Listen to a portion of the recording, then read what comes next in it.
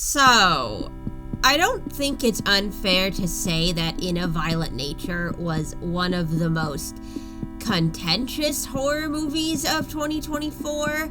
Not the most contentious. I didn't see anyone getting heated about it in the same way people were about Late Night with the Devil's use of AI or the opening scene of Terrifier 3. But there were definitely two very distinct camps who either thought that In a Violent Nature was slow, pretentious garbage, or that it was a fun and fresh take on the slasher genre. In case you're not initiated, In a Violent Nature is the typical slasher movie where the very large, very slow-moving killer murders a group of annoying young people out in the woods, but whereas most slasher movies are shown from the victims' perspectives, In a Violent Nature follows the killer. Like, literally follows the killer. From behind. As he just kind of walks around the woods. For a long time. A really long time. And then, when he eventually catches up to his victims, they suffer some of the most brutal deaths imaginable. Holy shit. The kills were primarily what was used to build hype for this movie, with one kill in particular, known as the yoga scene, getting special attention. I personally remember seeing people on Reddit and Twitter buzzing about how gross the yoga scene is supposed to be, and oh my god, this is the most brutal and depraved movie I've ever seen in my life. But I also saw a lot of negativity thrown around by people who had watched it early, saying it was boring and pretentious and just kind of a walking simulator with no substance whatsoever. Now, I was honestly all in on this movie the second I saw the trailer. Just this dude walking around and there's a metronome matching his footsteps and some glimpses of deaths that seemed pretty intense. I was a little nervous going into this movie, slightly because of the yoga scene, but mostly I was afraid I wasn't going to like it. I saw Skinamarink in the theater with my sister the year before, and oh my god, that was not my thing at all. I spent the first half hour bored and annoyed, and then the last stretch waiting for it to end. And you know what? I struggled with the original Nosferatu too, and that one BoJack Horseman episode where he's underwater. Maybe stories where there's little to no dialogue are just not for me. Except just kidding, I loved this movie. It was actually the first movie of 2024 that I loved. You know, like, the first Omen was good, and Abigail was fun, but I didn't love them, you know? But this, the man walking in the woods for an hour and a half, this was my shit. I was sitting there the whole time going, yay! Woohoo! Except not really, because it's rude to do that in a theater, but it's how I felt on the inside. And by the end of the movie, I was on the verge of tears. I'm not kidding. Pretty much everyone vacated the theater the second the movie ended, but I sat there listening to the credit music, just like processing my emotions for at least a couple of minutes, until I noticed a theater employee standing at the door waiting for me and I got embarrassed and left. And I didn't really see anyone else online who felt the same way I did about this movie. I mean, I found people who liked it, but I didn't see anyone who interpreted the movie the same way or got the same emotions I did. I left a long, rambling comment under the Splattercast episode on this movie, I think the morning after I saw it, just cause I had a lot of feelings that I had to get out, and then a day or two later, my sister came over for cake, and I just started raving about this movie, just going on and on about it. And eventually, she just looked at me and said, "You know you have a YouTube channel, right?" And I was like, shut up! But then someone responded to my comment on the Splattercast episode saying that they were waiting for me to make a video on this movie, and I was like, okay, fine. But really though, it is kind of funny that I had such a profound emotional response to a movie that a lot of people just see as a walking simulator.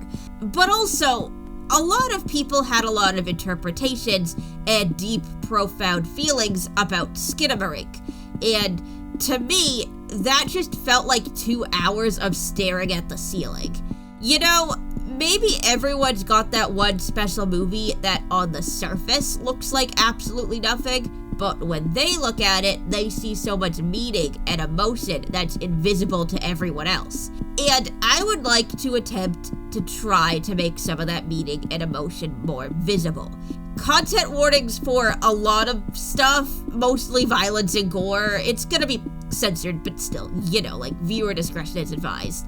And here's a spoiler list. And alright, here we go. Kris Nash grew up in Sault Ste. Marie, a town in northern Ontario that is on the US border. Nash lived in the more rural area, describing the place where he grew up as being in the middle of nowhere. Yeah, I grew up like rurally on a dirt road about half an hour out of the city. Nash had a love for film at an early age, particularly horror films. And in 2005, during his 3rd year of film school, he wrote a script for his thesis project, which he was required to film on 16mm, and estimated it would cost about $5,000 to get made. Unable to get the funds through favors and fundraising, he entered another one of his shorts, called Hawaii, into Cinefest Sudbury's MCTV Videomakers Competition and won 1st place, earning him a cash prize big enough to get the project made. The finished short was entitled Day of John, and Nash's professor gave it a D+. But I got like a D on that project. Like, they couldn't like fail me straight out, but they just really disliked me. A few months later, though, Day of John got accepted into the Toronto International Film Festival, which is super uncommon for a student film. And I'm not surprised, because it is genuinely really good. It's about a man named John who's had a series of terrible things happen to him and is on the verge of taking his own life when one of his neighbors summons demons, and he comes to appreciate life and learns to fight for it. John didn't know what it was, but he knew it was dead. And he knew he wasn't. It's an extremely complex and well-written narrative, told as one long voiceover monologue that details the complex and fucked up lives of John's friends and neighbors and how they tie into his personal journey. Dave owned a hardware store with his brother Jim. Materials made from a cheap metal that crumbled apart after 3 years and came with a 2-year warranty had built their fortune. Luckily, the screws John used to fasten his samurai sword above his door were purchased from Larson Hardware.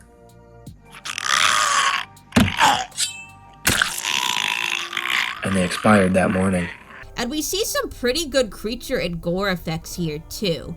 Nash is completely self-taught when it comes to special effects, having learned from the special features of movies and Fangoria magazine. Another imprint of Fangoria called Gore Zone that went way more into in-depth went way more in depth into prosthetics. So I just learned whatever I could from that. Nash would go on to make a bunch more shorts, all under the name Gas Fire Films. Please Stand By, which is from 2006, is, much like Day of John, about a guy coming to terms with the tragedies of his life during an apocalypse event. This time a lobster apocalypse, and with a much sadder ending. The main character ends up cornered by the lobsters and giving himself a lobotomy so he won't have to feel what was going to happen to him, something that he was instructed to do by the TV. Once inserted, vigorously shake the rod from side to side. If possible, have a friend complete the procedure for you. Thank you. This message will repeat in 10 seconds. Kind of a Local 58 vibe. I like it. Probably the most interesting example of Nash's early work was the Skinfection trilogy, which were made between 2009 and 2011. And as you could probably tell by the title, they're 3 shorts involving skin-related body horror. Much like his previous shorts, the characters and their relationships are explored in depth, particularly in the first short, My Maid Squeeze, and the third, Lip Lock. Lip Lock is almost entirely long-ass monologues, and kind of serves as a character study of this lady named Rachel, who is going around fucking her boyfriend's friends and refusing to accept any responsibility for it. To the point that a guy seizes up while inside of her, and when she finally manages to get to a phone, instead of calling for an ambulance, she calls the police and claims that someone's trying to kill her. He's in the house! He's in the fucking house! Just fucking send someone! Essentially framing this guy for sexual assault. I never really thought about when I was on the phone, but the cops are probably gonna beat the shit out of you when they break in here.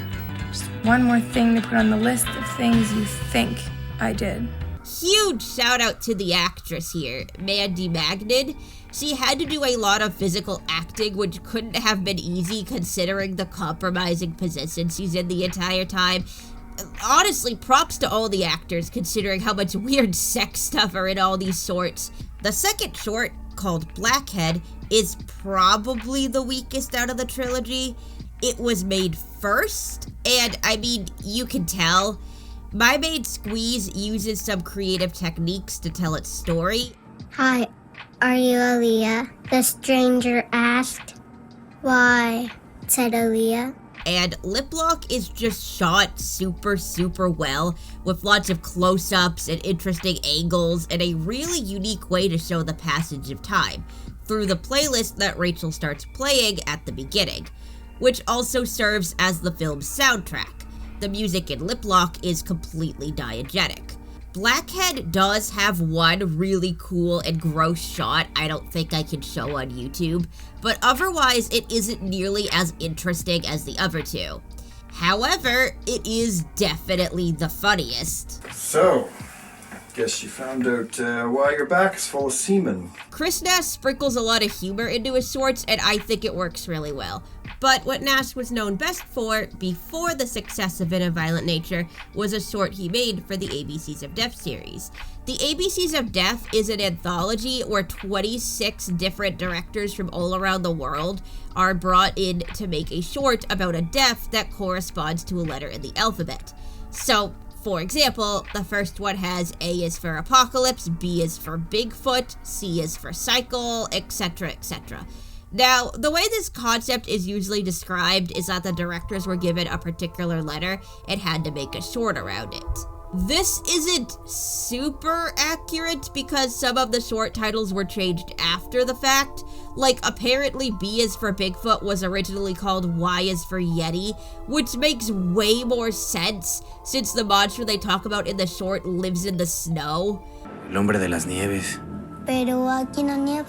But they ended up changing the title and moving it to the beginning of the movie due to pacing issues.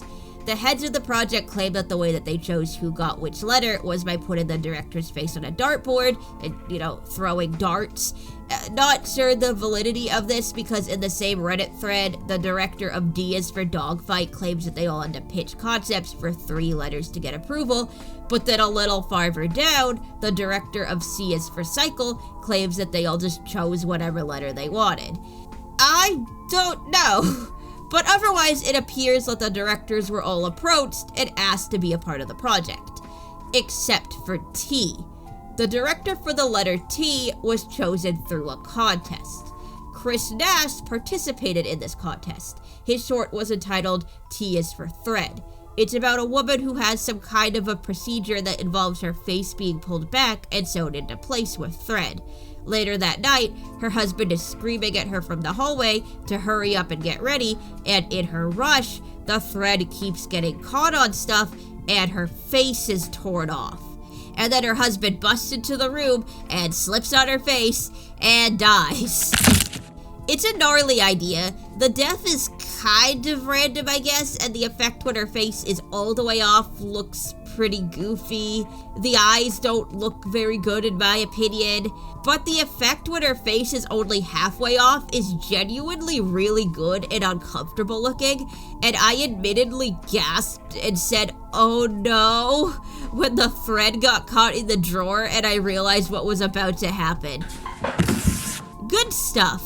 But ultimately, T is for Toilet by Lee Hardcastle was chosen to take the T spot. However, everyone who entered the contest was invited to the premiere of the ABCs of Death, and since it was being premiered in Toronto, which is where Kris Nash lived, he was able to attend. And he was actually really disappointed with how the movie turned out. So much so that when the sequel got announced at Cannes the following year, he ended up getting drunk and sending out an email to one of the producers saying that a lot of the shorts were extremely lazy and those directors were just throwing away their chance to do something really cool. He wanted a chance to remake one of the lazy shorts, and he promised if they let him, he would put everything he had into it. He apparently sent this email at 4 a.m. and then woke up in a panic at 8 a.m., remembering what he had done. But at that point, the producers had not only read his email, but responded to it, saying that it was causing a lot of conversation. Fortunately, it ended up well. Nash was given a slot in the ABCs of Death 2, and honestly, the entire sequel turned out to be a lot better than the first one. Apparently, the producers still gave the filmmakers complete control over their projects, but this time stressed that there had to be some quality control. In an interview with We Are Movie Geeks from 2014, the interviewer and Nash speculate that his email might have brought up something the producers were aware of, but didn't want to acknowledge. Something I do think is completely possible, because in the ABCs of Death Reddit AMA, after a user specifically called out Ty West's M is for Miscarriage as being lazy, producer Ant Timpson acknowledged that he wasn't super happy with that particular short either, but he gave the filmmakers complete freedom, and it fit the theme, so it just is what it is. M is for Miscarriage is definitely my least favorite of the bunch. It features a woman looking for a plunger, and then it shows that there's a fetus in her toilet. And that's it. That's the short. I wonder if this was the short that Nash said in the email that he wanted to remake. That's, complete speculation. I have no evidence one way or another, but the short he later created for the sequel also featured a tragic pregnancy that ended before the mother wanted it to. Z is for Zygote is about a pregnant woman, played by Delphine Russo, the same actress from T is for Thread, who is left in a cabin alone when her husband seemingly leaves to fetch the midwife. He wants to be there when the baby is born, so gives her a root to eat that'll keep her from giving birth until he gets back. The midwife said chewing on the port locker it'll slow down the baby until I can get her from town. Just take small bites. 13 entire years pass, and the woman is still pregnant. She has a teenager in her womb, and it even talks to her. Is it him, Mama? No, it's not, sweetie. The woman runs out of the root, and the child inside her takes over her body. The husband then returns, and the child, now wearing the mother's skin and pretending to be her, apologizes for not being able to keep the baby inside any longer. I waited as long as I could, but it didn't sit right. The father just shrugs it off and says, "Well, that's okay, we can just make another one, and yeah, that's it, the end." So, I'm not exaggerating when I say that I absolutely adore this short. There are just so many layers of disgusting horror here. The body horror is, of course, fucking outrageous. Nash made all the effects himself at his kitchen table with some help with the molds from his producer, Shannon Hamner, and they are fucking gnarly. I know I can't really show them here, but it's a lot of movement under the skin and the woman's organs and intestines being pushed out of her mouth. But I personally find the last scene when the father comes back the most disturbing. There are so many layers to the short conversation. The child says that they're probably unable to get pregnant. I don't know if I can. Obviously, they are a child. They are only 13. They genuinely might be too young to get pregnant. But also, earlier in the film, there's a whole conversation where the mother and child talk about how they don't know if they're a boy or a girl. And if you're a boy, he can take you out when he goes hunting. I hope I'm a boy. So, they might genuinely not even have the biology to get pregnant. But the father doesn't know any of this. He thinks that the person he's talking to is his wife. And he probably thinks that she can't get pregnant because she apparently just cut a teenager out of her womb. He obviously doesn't know the person he's going to impregnate is his teenage child. He isn't a pedophile or anything, but this doesn't make him any less of a disgusting creep. He is literally violating the consent of the person he believes to be his wife. She doesn't want another pregnancy, but he forces her into it anyways. It really does go a long way to show just how toxic and controlling this relationship was when he was still around, and the rest of the short shows how that control lingers even after he's gone. My personal interpretation of the short is that it's about cycles of abuse. The husband leaves his heavily pregnant wife alone in the house, forcing her to remain pregnant until he returns. He seems to think that he won't be gone very long. There's years enough root in that jar, and she's not even a half a day out. But that obviously doesn't pan out, and the wife is forced to remain pregnant for much, much longer than she should be. This is not only very physically painful for her, but it essentially traps her in the house. She can't walk. She can't go out to hunt or forage for food. She's depleted all their stores and is now forced to eat whatever happened to get stuck in the traps, which in this case is someone's pet cat. There aren't any other people around to help her. She seems completely isolated out in the middle of the woods. Like many of his other shorts, Nash filmed near his hometown in North Ontario, which he chose specifically because the area he grew up in is in the middle of nowhere and weird things happen there. So in every conceivable way, this woman is rendered completely helpless, with her only salvation being the faint hope that her husband might someday come back. Well, he'll be back any day now. We'll find out then. And, of course, the husband's abuse of the wife also affects the child. The child is also rendered completely helpless. It's left in stasis, unable to properly grow or experience the world because of the situation their father has put their mother in. However, after a certain point, the mother has become the one responsible for the abuse of the child. The father, as awful as he is, hasn't been around for over a decade. The mother at any point could choose to stop eating the root and let the child enter the world. But she doesn't. And this could be because she's scared of the father or has been brainwashed. The mother is a victim, 100%, but she is also the one responsible for this child's welfare. And the child doesn't want to be in the mother's womb anymore.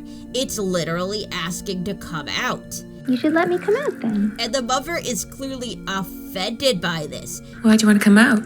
Don't you like spending time with your mom? Well, it sounds to me like you want to leave your mom in this place all by herself. When the mother ultimately runs out of the root and goes into labor, she starts screaming and begging the child not to leave her. You promised, you said you wouldn't leave. Don't you leave me! So this is absolutely controlling behavior on the part of the mother. She was devastated when the father left her, and now she's controlling the child to make sure that they can never do the same thing. She's scared to be alone, so she traps the child like her husband trapped her. Her actions are literally denying her child any kind of agency. They don't have a name. They don't get to know what they're eating. What'd we catch, Mama? Mean old bunny rabbit. They don't even have a gender. The child wishes that they were a boy. I hope I'm a boy. But that's also right after the child wishes that they could see the outside, and the mother assures them that if they're a boy, the father will take them hunting. You can come out when your dad gets back. And if you're a boy, he can take you out when he goes hunting. It's a subtle detail, but it's pointing to the fact that in a stereotypical traditional household, boys get more freedom than girls. Girls were often forced to stay in the home while boys were able to go out into the world and provide, whether it be by working or hunting. So the child wishing to be a boy is them wishing to get as much freedom as possible. But this is denied to them. The mother refuses their autonomy as a human being with thoughts and feelings.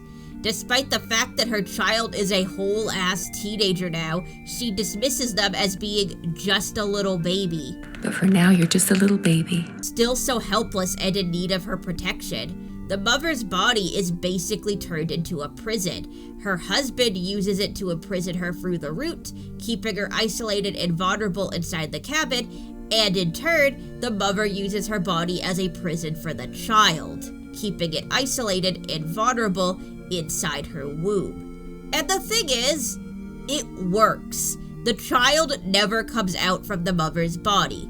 The mother ultimately got what she wanted. The child didn't leave her. It stayed with her forever. But this ended up destroying the both of them. The mother is literally consumed by the child that she smothered and hid from the world, and the child became the mother. Both in the sense that they're now wearing the mother's skin, but also that they've found themselves in the exact same situation their mother was once in. There's this very tiny moment where the child, in the mother's body, sits on the porch and looks out into the woods and smiles. This is the first time the child has been allowed to see the world. It's the first time they're seeing the forest, and they clearly love what they see, but they don't embrace it. The child hoped when they were in the womb that they might get to go hunting, but now that the child has the freedom to do that, they don't. They don't go anywhere. They just stay in the cabin. Is it because staying in the cabin is the only thing the child has ever known? Or is it because the child now has a female body and they were told hunting is for boys?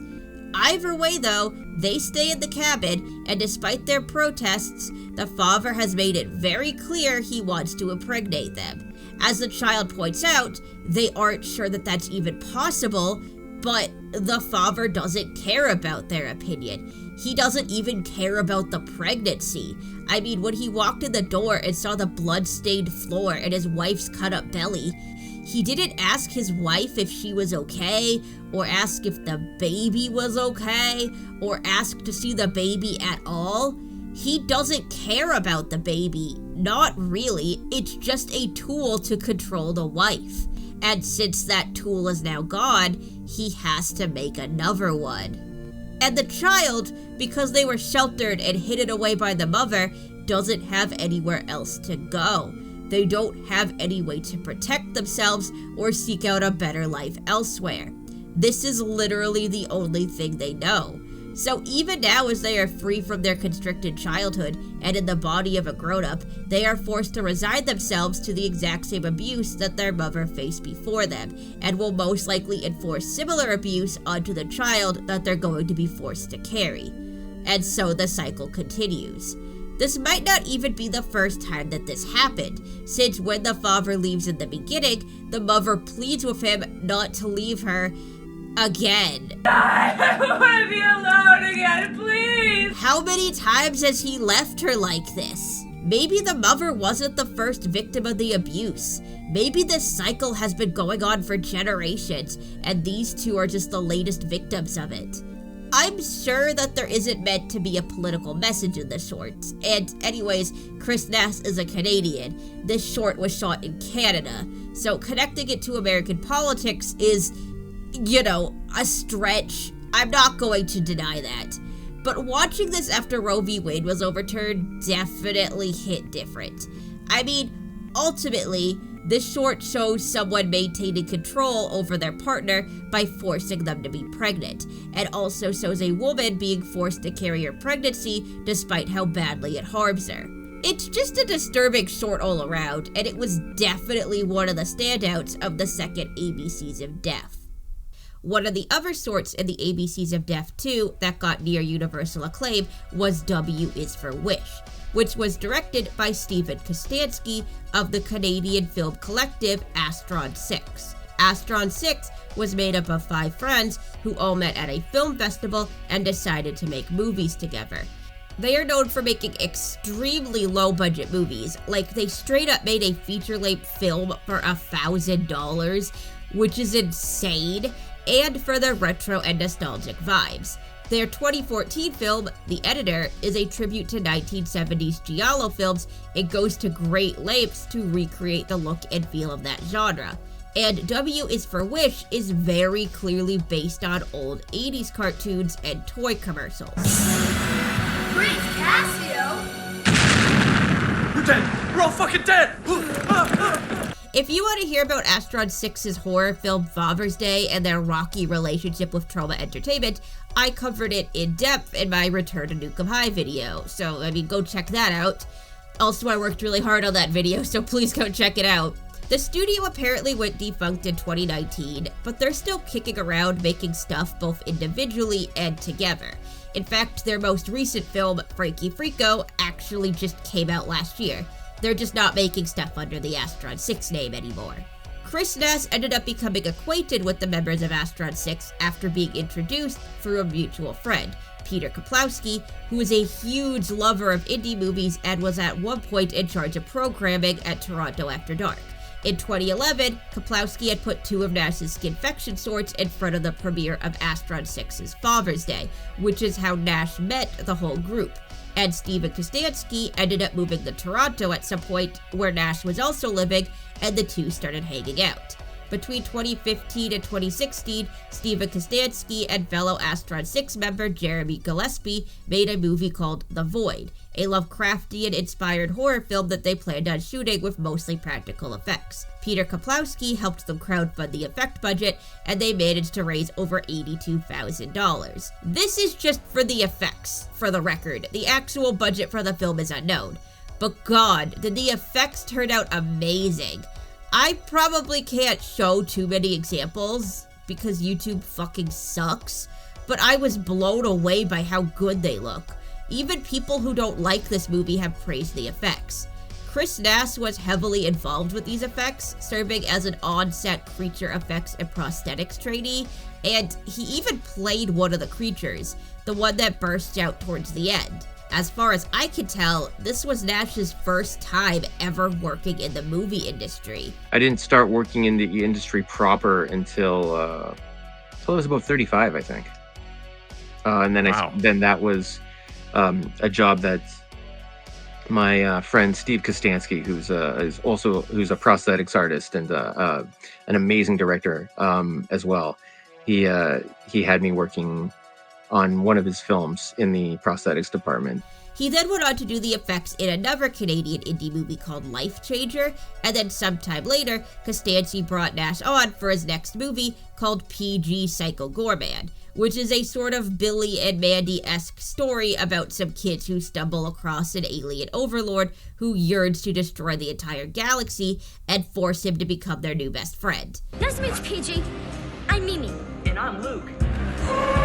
Not only did Nash make a little cameo as one of the criminals killed in the beginning, but he was also the effects supervisor. And once again, the effects look amazing. There are so many different types of creatures running around and fighting each other and dying in disgusting ways. While working on Psycho Goreman, Nash, Kostanski, and some of the other crew members started chatting about slasher movies, and Nash remembered an idea he had come up with a few years prior. He had watched Gus Van Sant's Death trilogy, which includes the films Jerry, Elephant, and Last Days. All three of these films closely follow a character as they move through and interact with different environments. Nash describes these films as pure cinema because they can't be easily translated into other mediums. You can't translate those films into a script or into a painting or like anything else. They exist as cinema on their own. And he wondered what it would be like to use these more art house techniques on a genre that is extremely cliche and full of well-known tropes. Nash chose the slasher genre because, much like Gus Van Sant's trilogy, they often revolve around one character, The killer, and the environment is usually very important to their story. You know, like Jason is linked to Crystal Lake, and Michael Myers to the suburbs of Haddonfield, and Leatherface to the rural part of Texas. Like slashers just existing in their environment, and so much of what his style is like having characters exist in their environment. It just seemed like a no-brainer. There are some similarities between these two very different genres, and Nash was intrigued about what they would look like combined. Everyone was extremely supportive of Nash's idea and told him if he ever wanted to make that movie, that they'd be on board. Everybody was very receptive to it, and they were like, hey, if you want to do that, then yeah, we'll do that. We'll help you out with it however we can. Nash's longtime friends, Peter Kaplowski and Shannon Hamner, ended up producing the film. Both of their names have been brought up multiple times by this point, but I just want to stress how important both of these people are to Nash's career. Both Hamner and Kaplowski are credited as producers on Z is for Zygote and Psycho Goreman. They both worked on Life Changer. Oh, you want me to follow that woman's car? Yeah, I'm not gonna do that. Hamner was killed in the Lobster Apocalypse in Please Stand By. And she has appeared in the credits of Nash's shorts since at least 2005. Nash's entire opening speech at Sundance was basically just thanking Kaplowski and Hamner for sticking by him all these years. Two people I really want to thank are my producers, Peter Kaplowski and Kris. They're my best friends, and you have stuck with me through 20 years of hardship, 20 years of heartache, rises and falls. You've made me a better person, and I love you both so much. Stephen Costanzi also came on to do the special effects, which is kind of cute if you think about it.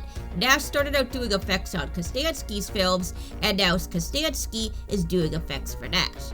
Although Nash was also heavily involved with the effects in his film. Action.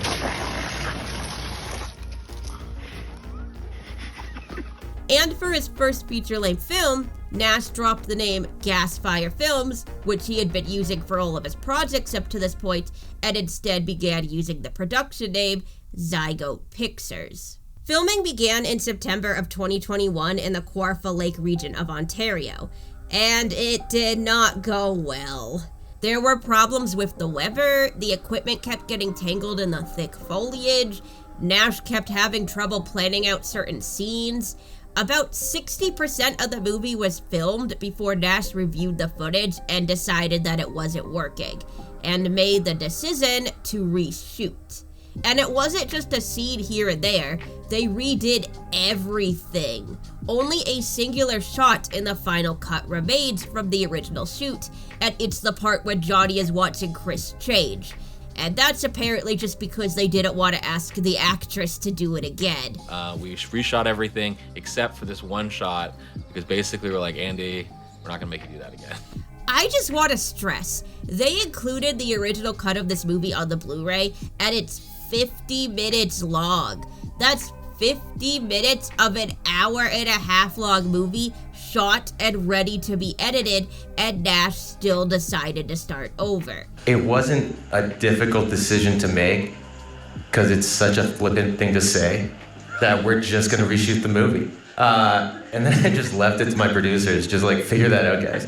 It's hard to say if the original version would have been good, since it doesn't have any color correction or VFX or sound design. There are some elements that are noticeably different. Johnny's mask was changed, and apparently he had hair in the original version. Not a lot, just a bunch of little tufts. I think it looks goofy. I'm glad they got rid of it. One of the more interesting changes is that the original had a dog. The first victim, Chuck, had a dog whom he was mistreating.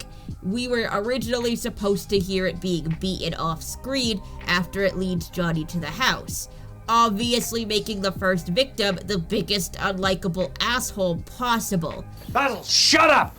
Jesus Christ, we got company! Don't you see who's here? You touch that dog again like that, I'll be kicking your ass right through that door.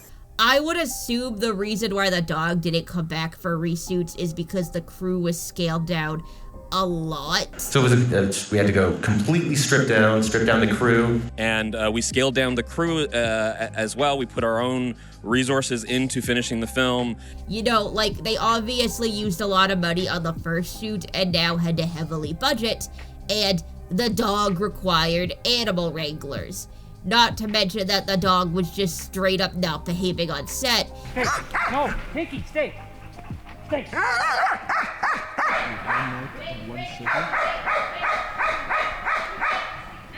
And cutting it out probably saved them a lot of time and money. A lot of cost-cutting measures were put into place, such as Johnny's eyes when he takes off the mask towards the end. In the original cut, they used contact lenses to give him dead eyes, but they couldn't afford that anymore, so they had to use computer effects instead. First time around, the first time we tried shooting it, we had Elena Dickey, who's a very prominent lens tech, came in, and she gave our actor some dead contacts, and it was great, but we just couldn't. It was one of these things that we couldn't swing the expense for. The original director of photography, Andrew Appel, ended up getting a really good opportunity at his day job and was unable to work on the reshoots, so Nash's longtime friend, Pierce Dirks, took over the role. Dirks was originally just on set to help out his friends and also to shoot the behind-the-scenes footage, but he had done camera work on projects with Nash for years, and both he and Appel had worked on Psycho Goreman, so he slotted nicely into the role. And since we'd worked with him before, he was so familiar with like what we were doing and what we were trying to achieve that when we had to replace Andrew, he stepped in and just did an excellent job. Nash also switched the shooting location to his hometown of Sault Ste. Marie, which is where he always pictured the movie being set, and also allowed him to get in contact with as many friends and family members as he could to help out. There are a lot of people with the last name Nash in the credits. A handful of scenes were still filmed in the Kawartha Lake region though, namely the lake scene and the opening scene with the broken down fire tower. The opening scene was apparently one of the last ones shot, with the fire tower having been left out in the woods for an entire winter. This one scene had to be directed by AD Nate Wilson, because at this point Nash had gotten banned from the property. I wasn't allowed on the property, so do you want to explain that situation at all? I mean, not terribly. Yeah, I don't know either. Wait, why weren't you allowed? We're not going to go into it. A few of the actors ended up having to be replaced. Brodie's original actor, Haley Amati, was replaced with Leah Rose Sebastianis. Also, the spelling of the character's name was changed. That's interesting. The Ranger was originally portrayed by Jeremy Ninabar and was replaced by Reese Presley, who previously performed alongside Nash as one of the criminals in Psycho Goreman. But the most notable casting change that they had to make was for the killer, Johnny. Johnny was originally played by Matthew Ninabar, who had previously played Psycho Goreman. He unfortunately ended up getting sick and had to leave after only a week of shooting. We had an issue where we actually, our main character, the guy playing the monster himself, had a sudden illness and had to be replaced. In the behind-the-scenes footage of the original shoot, it looks like he was having an allergic reaction to the makeup. I don't know if it's a makeup remover or the makeup, but every time afterwards, it's like I feel like I got stung by a bee. But I'm not sure if that's related or not. I don't know if that's what they mean when they say he got sick. Johnny was then played by a bunch of different people, which in theory should have been fine because he's masked and in makeup the whole time, but all four actors apparently gave very different physical performances. We were thinking like, okay, he's in a costume, it's gonna be okay, but the physicality of the performance was just too different. Nash wanted to find one actor that could play Johnny the entire shoot, and Rye Barrett ended up being brought on board. Barrett had worked with Nash, Hamner, and Kaplowski on Life Changer, playing the character of Richard. Or I guess technically he's playing Drew playing Richard. Life Changer is weird. Good weird, you should check it out. A lot of the interviews I've seen have just been piling praise on Barrett's portrayal of Johnny.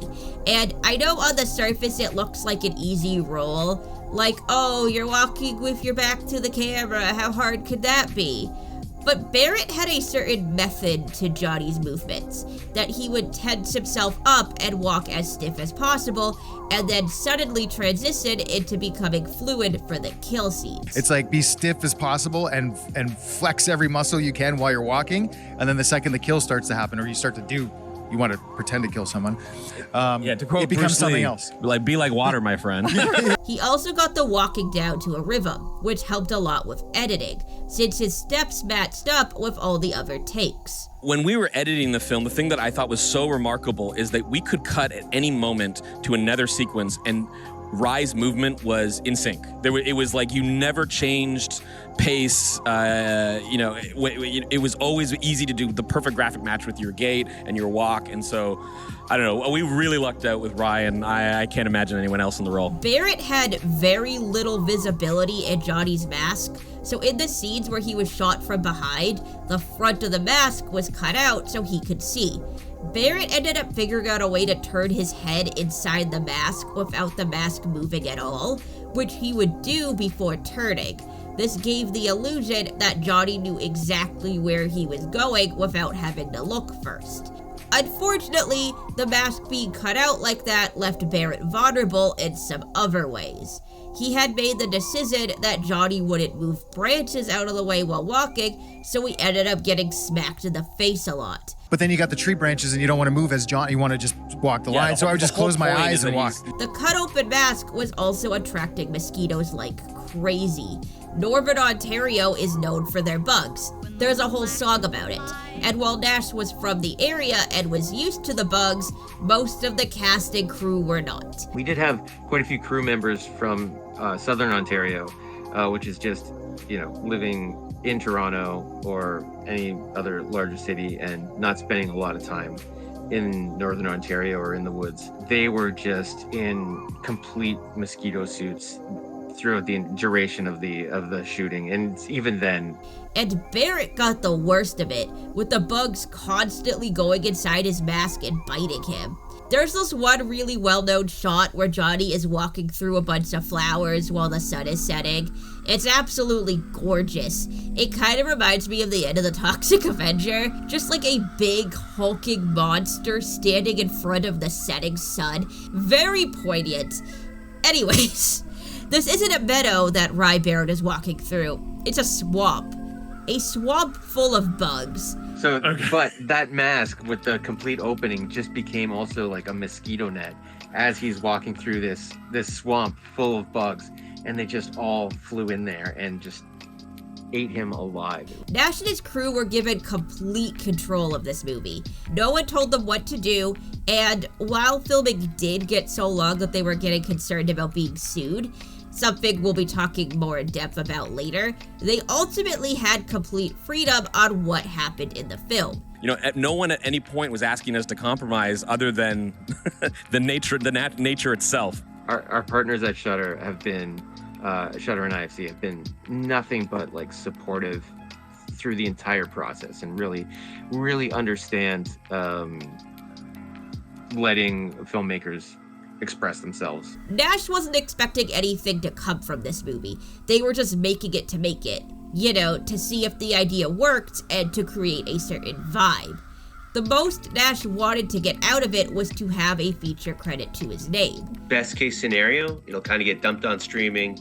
We'll play some like regional genre festivals, and then somebody might find it, maybe. But the most important thing was just having that feature film next door name to do something else, to keep the career going. So he was just as surprised as anyone else when the film was accepted into Sundance and then ended up securing distribution rights with Shudder and IFC early on, meaning that his film was able to get a theatrical release. Once we got into Sundance, that was oh, this is dumb. This is not where this movie should be playing at all.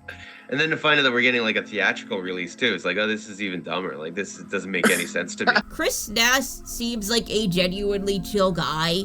I don't know him, obviously, but from what I've seen in interviews, he takes the blame for the first shoot failing and seems to have a really good sense of humor about the criticism his movie has received. I mean, I think describing it more as an ambient slasher than an ambient slasher is probably more fitting. It's a bit of a sleeping pill, but I'm glad there are people that understand what I was going for and can see it.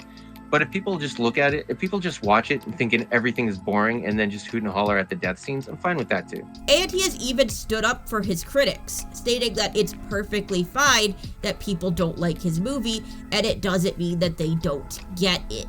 I don't think that they don't get it. That's the thing. People, I think there would be a lot of people to jump on they probably just don't understand it. I feel like They probably do. It's just not their thing. Not for them.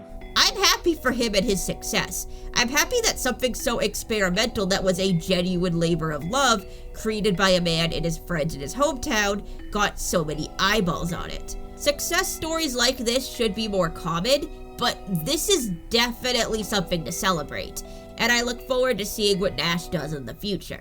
He's continuing to work with Steve Kostansky since he did the prosthetics for his new film Freaky Frico, and it was announced in July of last year that there's officially a sequel to In a Violent Nature on its way.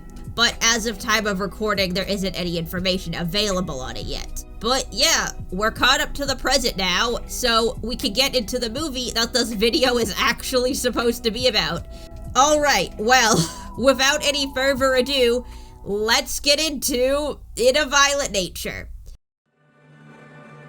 The story follows Johnny, an undead killer who's awakened after some college kids take a locket off of his grave. Johnny first enters a nearby house and at first thinks that he found the locket, but after murdering the house's owner, realizes that it's the wrong necklace. Johnny then discovers the college students camping nearby.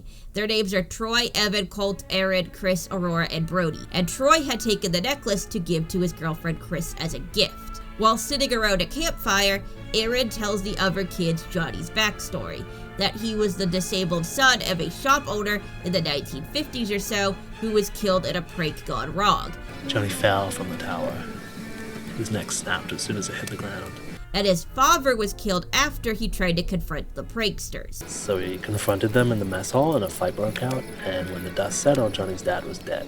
Sometime afterwards, however, the pranksters were found completely ripped to shreds. Huge fucking lumberjacks torn to pieces. Johnny kills Aaron, and then after picking up a fire mask and some weapons, kills Brodie in the lake and Aurora up on a hill. Kris and Colt realize that something is wrong and go to the ranger station to look for help. Johnny kills Evan and Troy while they're gone. Please, help! Kris and Colt come back, and Johnny spots the locket around Kris's neck. He immediately tries to kill her, but she and Colt manage to escape. Johnny follows them to the ranger station, where he overhears the ranger noticing the locket and freaking the hell out about it. Where did you get that necklace? In the old fire tower.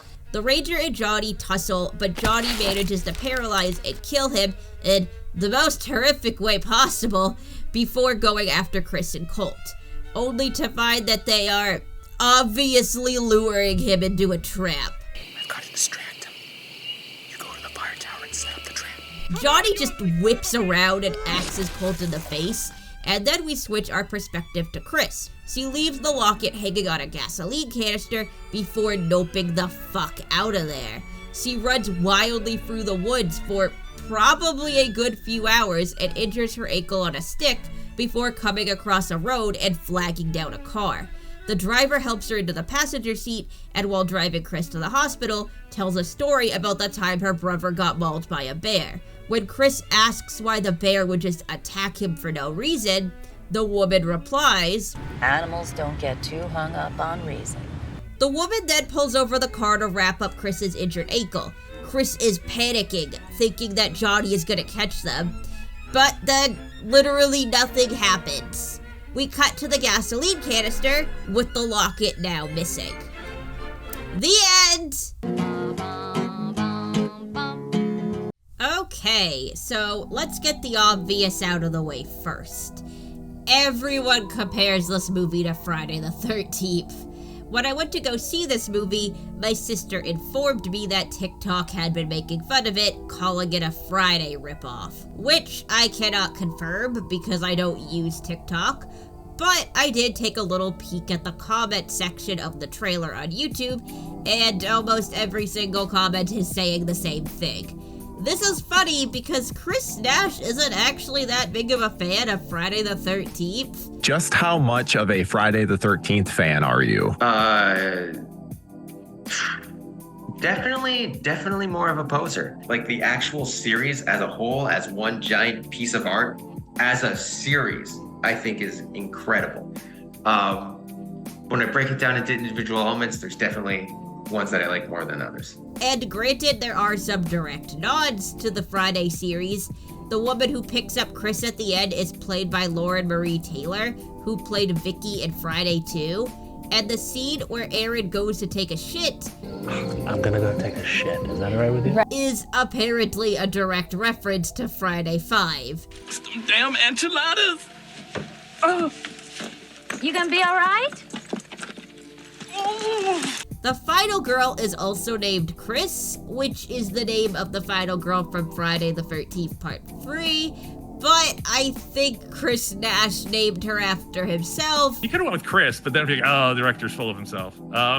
Yeah, and there's already a Kris in the movie too, because the director's full of himself. So I think that's just a coincidence. I do agree that there are a lot of similarities to the Friday the 13th franchise.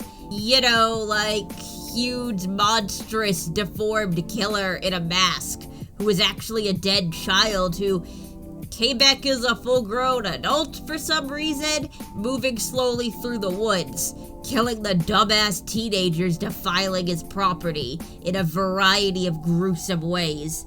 But this movie is also highlighting and deconstructing the cliche slasher tropes we know and love today, and a lot of those tropes came from the Friday the 13th series.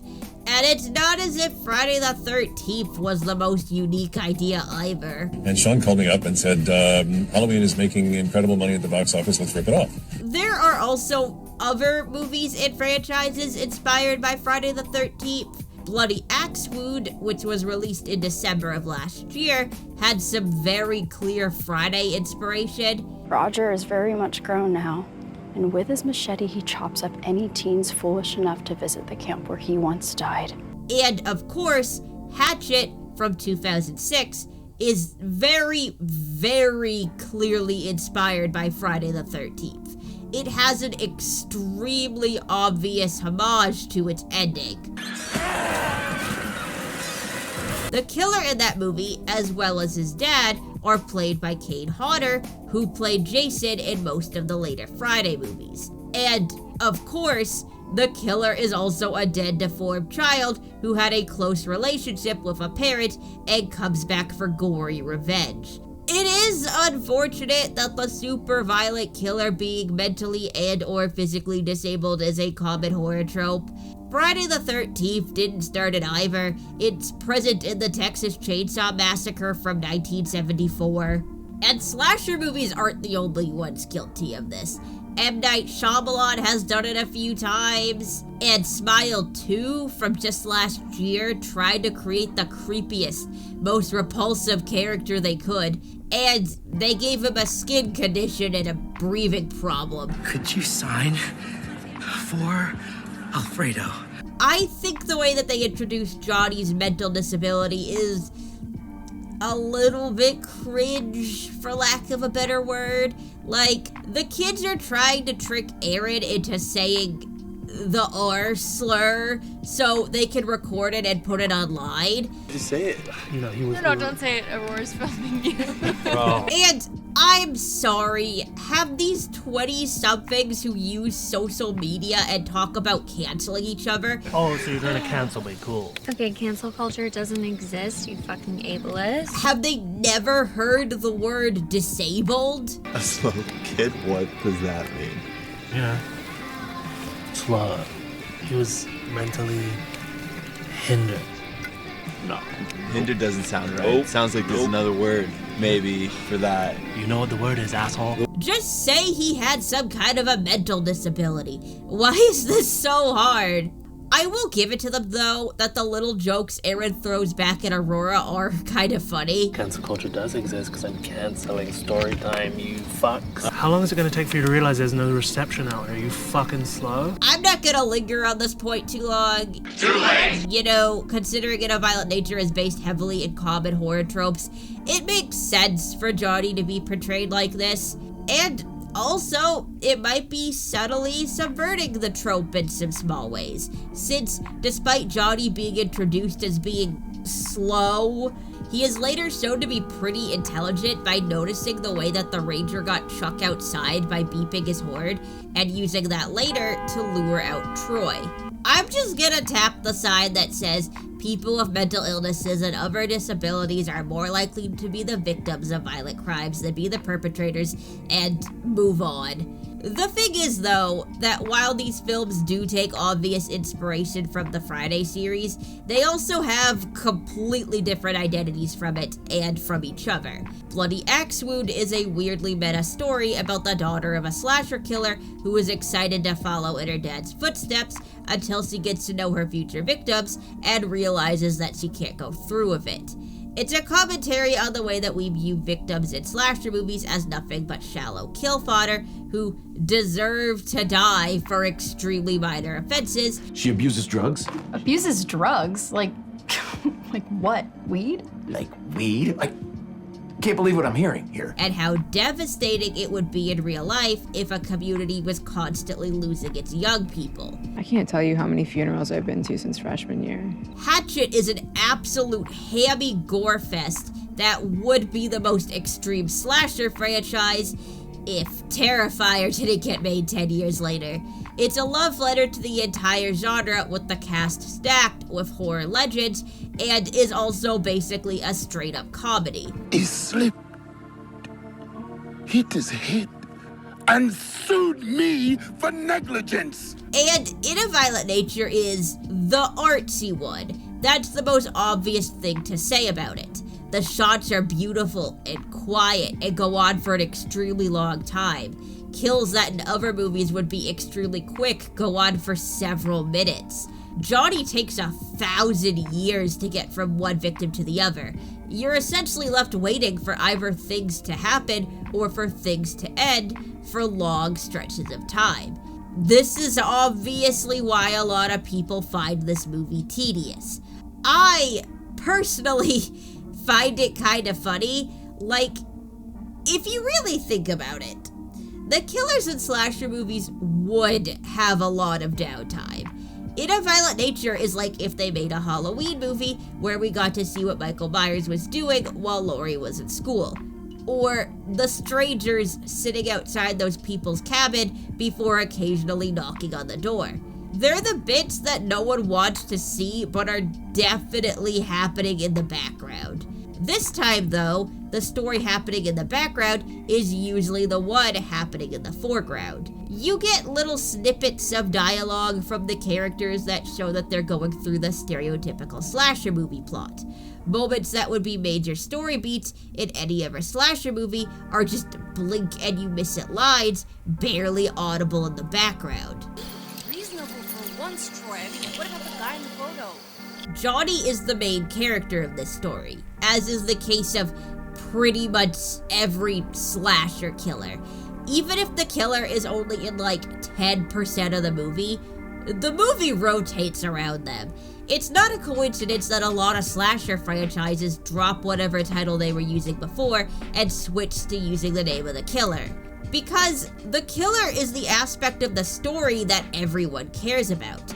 This is just the most extreme version of that, by having the audience literally stay with the killer the entire movie. And Johnny doesn't care about the kids or their interpersonal dramas. Why would he? Does Jason care about what the never-ending influx of horny teenagers who keep coming to his lake are going through? Does the audience, for that matter? Like, we aren't watching for the kids' storylines, right? Most of these kids die before any kind of satisfying resolution to their stories can happen. All the scenes of the kids goofing around and being horny and having their little squabbles is just, at the end of the day, filler masquerading as a plot getting us to what we really want to see. And that is what audiences generally expect going into a slasher. I mean, when the second Terrifier movie came out and there was a genuine attempt to create a compelling narrative with well-developed characters, a lot of people were pissed that they were wasting time with the story instead of just getting right to the kills. And look, I'm not a huge hater in this regard. The super weird expendable minor characters are absolutely the highlight of the Friday movies.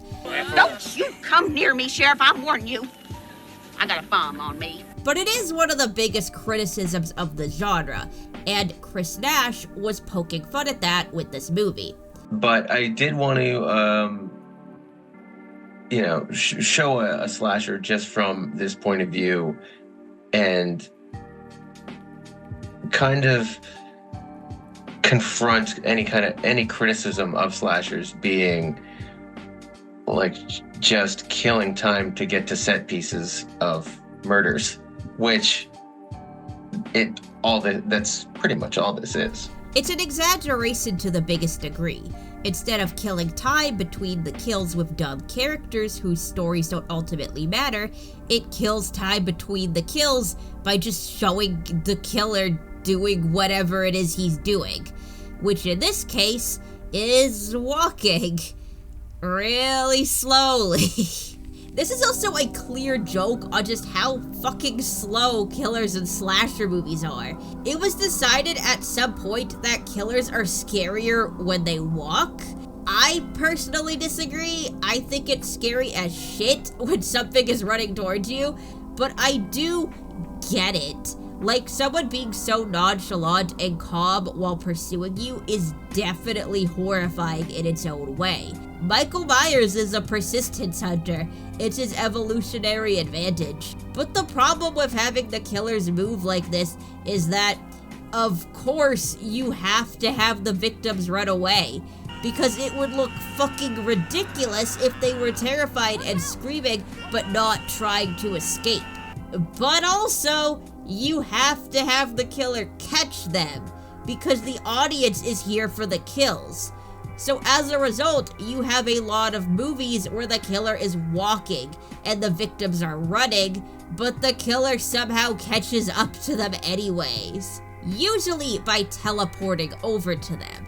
Which isn't to say that the killer has the power to teleport, just that the filmmakers couldn't think of a better way to have the killer be where he needs to be for the kill to work, so he just shows up. It doesn't make sense. How is he catching us if we're running and he's walking? In a Violent Nature is, again, an extremely exaggerated version of this trope, where we get to watch the killer's every step as he takes his sweet-ass time meandering after his victims.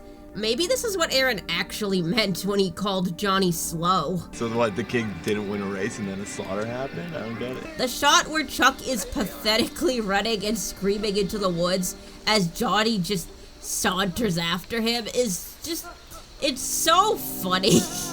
That would be me if I was in a slasher movie. And yet, Johnny still gets a body count of 8 people. What's kind of interesting, though, is that since we're watching the movie from his point of view, they can't just cheat and make him teleport in front of people. They had to have it make sense that he catches all of his victims. Chuck gets stuck in a bear trap. Aaron, Brodie, and Aurora have no idea that there was a killer, so they get ambushed. And then pretty much everyone else gets too close to Johnny, so he's able to just quickly nab them. The only time we ever actually see a character straight up run away from Johnny without immediately being stopped, she manages to escape. So, just switching the perspective from the victims to the killer kinda fixes that super common plot hole. And of course, the perspective switch is a substantive change within itself. The camera is even moved so it's not focusing on the faces, it's focused on the killer's back. People tend to use Johnny's mask in articles and thumbnails, and I get that. It's a cool-ass mask. It's an old-fashioned firefighter's mask. Kris Nash apparently saw it in a Cracked.com article and thought it was creepy. The mask, I originally stumbled across, I think, on a Cracked.com article where there was just a list of like creepy things from the past type, and I looked at it and I was like, oh, why isn't this in a slasher movie? But I'd argue that Johnny's back is the most iconic and instantly recognizable part of this film.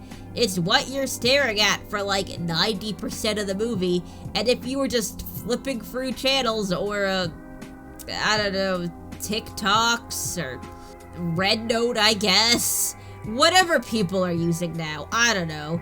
And you see a glimpse of this dude's back, you would instantly know what movie this is. This film is often compared to a third-person video game, particularly the Friday the 13th video game. Rest in peace, dear friend. The college students, too, are extremely basic and have simple, kind of robotic dialogue. Come on! You know we had something back there. I didn't say we didn't. I've seen the acting in this movie criticized a lot, but I don't think that's fair.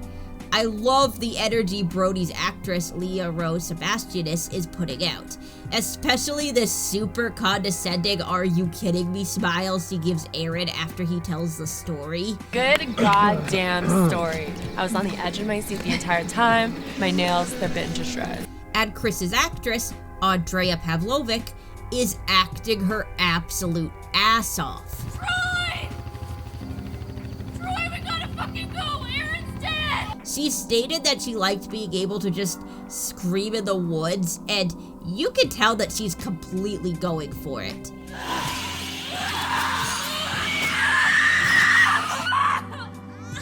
But I do agree that there is something slightly stilted about a lot of the deliveries, especially the conversations happening in the background. What is that? A necklace or something? Looks like gold. Hey, maybe it's here for a reason. But I personally think that's purposeful. Slasher movies aren't exactly known for having good acting. It would make sense that the movie poking fun at slashers would have its actors act a little stilted. But yeah, in some scenes, it kind of feels like you're overhearing NPCs going through their little side stories nearby while you're trying to get through the main story. Which is literally what's going on here. The kids are literally just NPCs in Johnny's quest to get his locket back. However, Kris Nash apparently isn't a gamer. So one of the questions we get asked a lot at Q&As is Kris Nash a big fan of video games?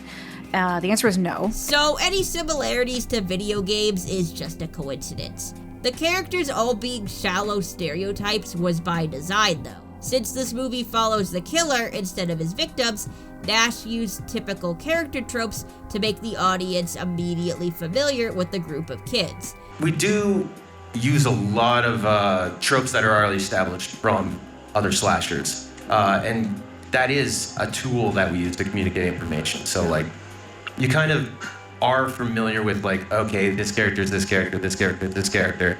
I've seen this before in other movies, but we use that as a launching point for us to be able to like talk or discover more about our actual slasher. Kris is the final girl, Troy is the asshole boyfriend, Colt is the nicer, more sensitive guy who the girl will probably end up with. Aaron's the loser friend everyone picks on. Fill me up, Aaron! Fill me up, Aaron! Aurora is vapid and social media obsessed. Brodie is,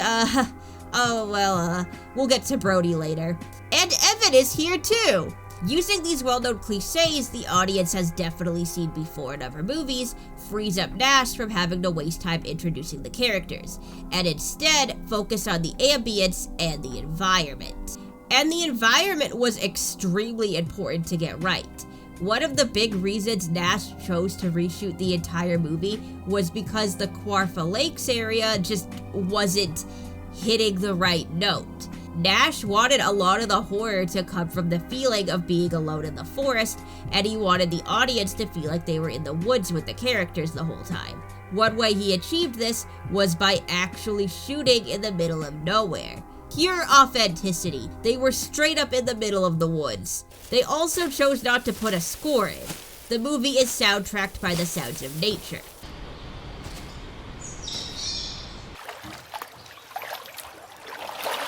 The only time there's any sort of music is when it's playing diegetically in the scene. On a radio, on a character's cassette player.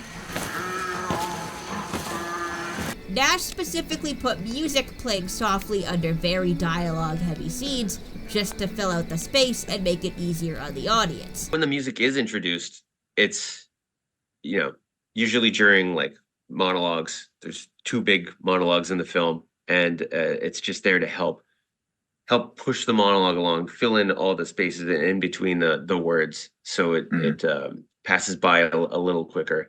And he specifically chose local Canadian-based artists. Likewise with the credit song, Nash chose the folk song Black Flies, written by Wade Hemsworth in 1949 and performed by Tracy Newman in 1965.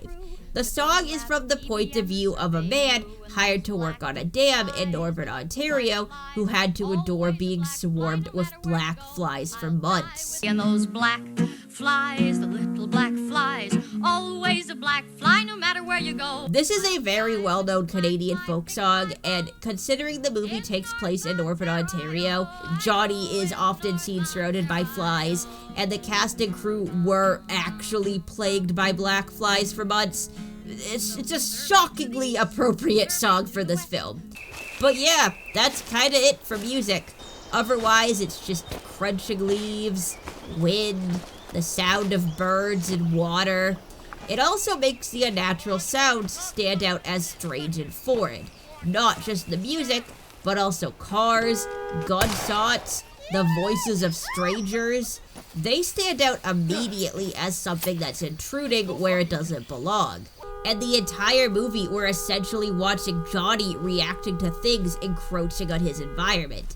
The first thing he does when he wakes up is stare at the unnatural things in the woods. The bear trap, the pink binding on the trees.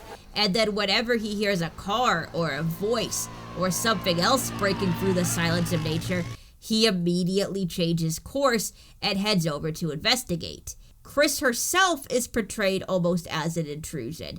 She's dressed in white for the final stretch of the film. Outside of wintertime, pure white is an extremely uncommon color to see in the forest. That's why albinos are so rare in the wild. They stand out too much against the greens and browns of nature, and that makes it impossible for them to hunt and or evade predators. And Kris stands out starkly as he flees from Johnny. Even amongst the thick foliage, Kris is extremely visible, and it's very clear that she doesn't belong there. This is the only time in the whole movie where the forest is portrayed as being loud. In every scene before this, the woods were shown to be quiet and peaceful, with the people coming into it easily drowning it out. But here, the forest is so loud, it's almost drowning out Kris's screams. And then right after, we see Kris hunched over in pain with a branch sticking out of her ankle. Nash refers to this as the woods itself taking Kris down. I wanted to show that, or have a moment where it's like, oh no, the woods itself will like take you down as well. Yeah. And yeah, the forest truly does come alive in this scene. It's not just a backdrop, it's a character in its own right. It's part of the killer, and the killer is part of it. And it's literally attacking the last person left alive. I found an almost eerie beauty in the focus that nature has in this movie.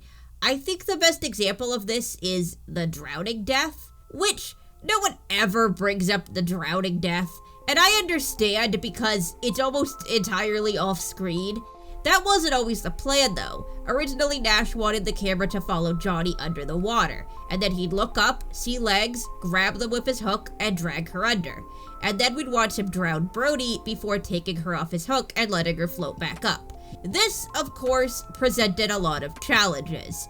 Filming in a lake wouldn't offer clear visuals, so Nash scouted a pool that was about the right depth, but it was nowhere near long enough, and they'd have to rely on VFX to make it look like Johnny was walking for longer than he was, which Nash knew the audience would never buy. And there's only so many times you can use that magic trick before everyone realizes, yeah, we get it. 5 steps, leaf. 5 steps, leaf. So the idea was then changed to keeping the camera following him from above the surface before dropping below the water for the kill.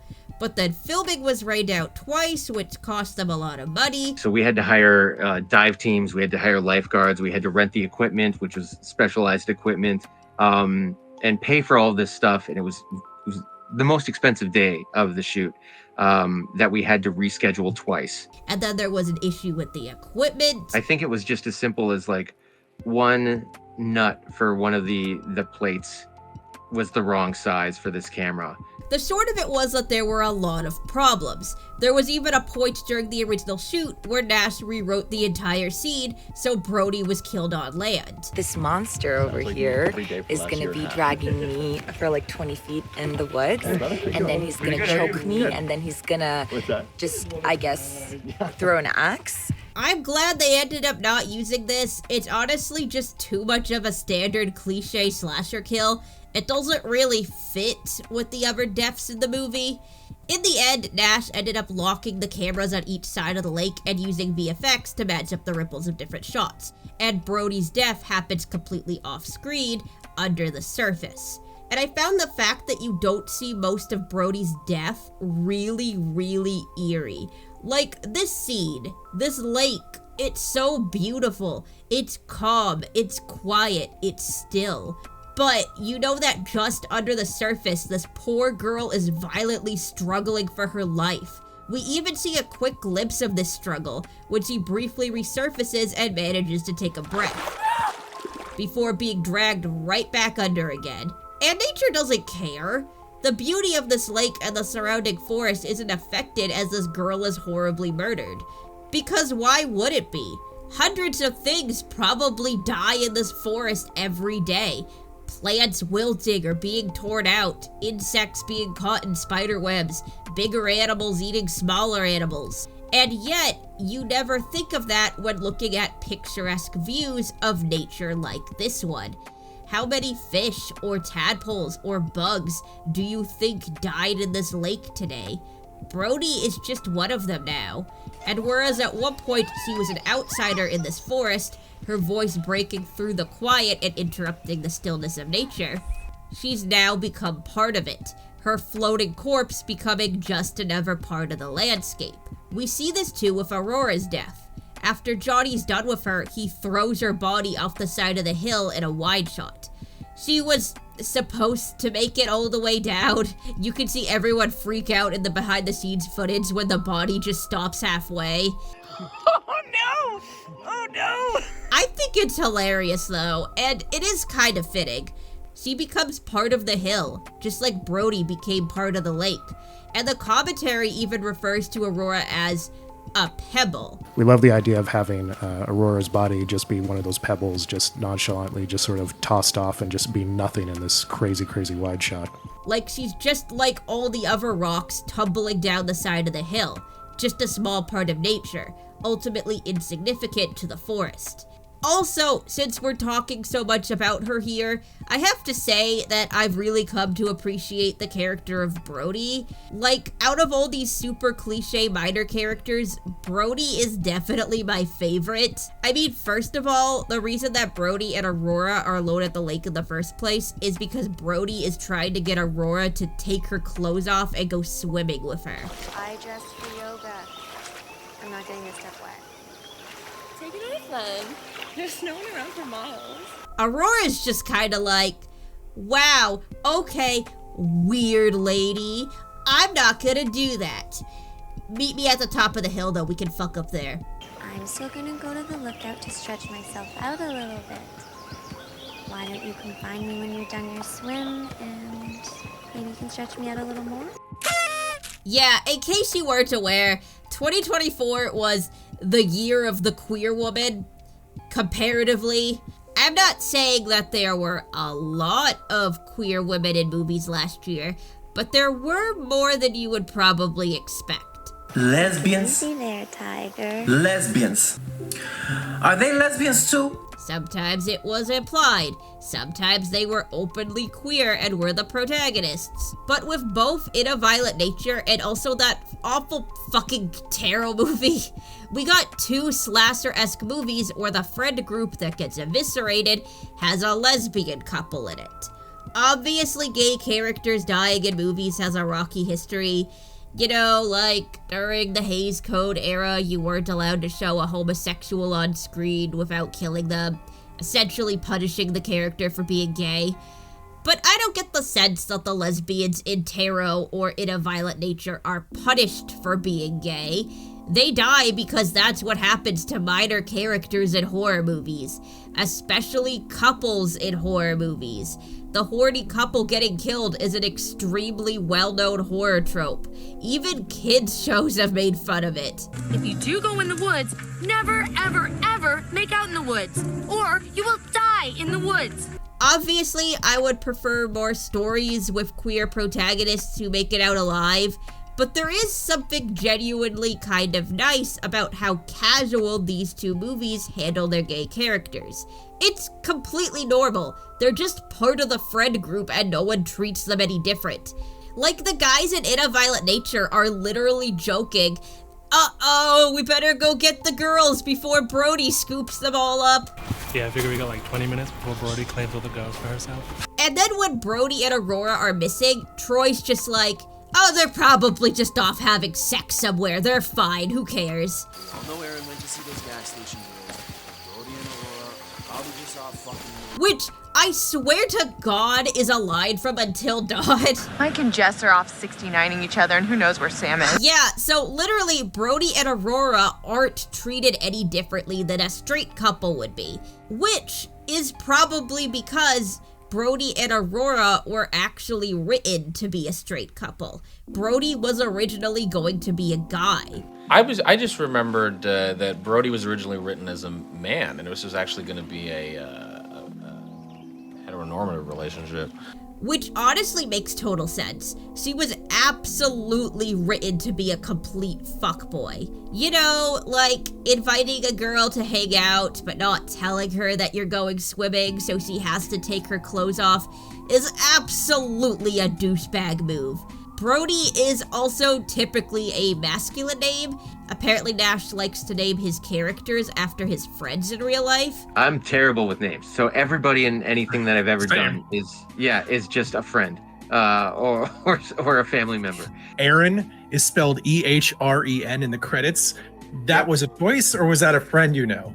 That's my friend Aaron, yeah. So, what it seems like to me is that Nash wrote a guy and a girl to flirt at the lake and then get individually butchered, and he named the guy after his friend Brodie, and then changed that character into a girl later on, and probably changed the spelling of the name to make it a bit more feminine. The gender swap was apparently for a couple of different reasons. One was that a non-binary person showed up to audition for Brodie, and the producers decided that there was no reason why Brodie couldn't be a more gender-neutral character. Well, it started in the casting process and a non-binary person wanted to audition. Yeah. And as soon as we saw them audition, we thought, why? Well, we don't need to stick to all the stereotypes of the genre. But the main reason Brodie's gender was flipped was due to the fact that there was just too many guys. Yeah, there's just a lot of guys. There's just a lot of guys in the cast. This is a group of 7 friends. Originally 5 were guys and only 2 were girls. Nash wanted to even it out a little bit, so made one of the guys into a girl. And I think Brodie was a good choice for that.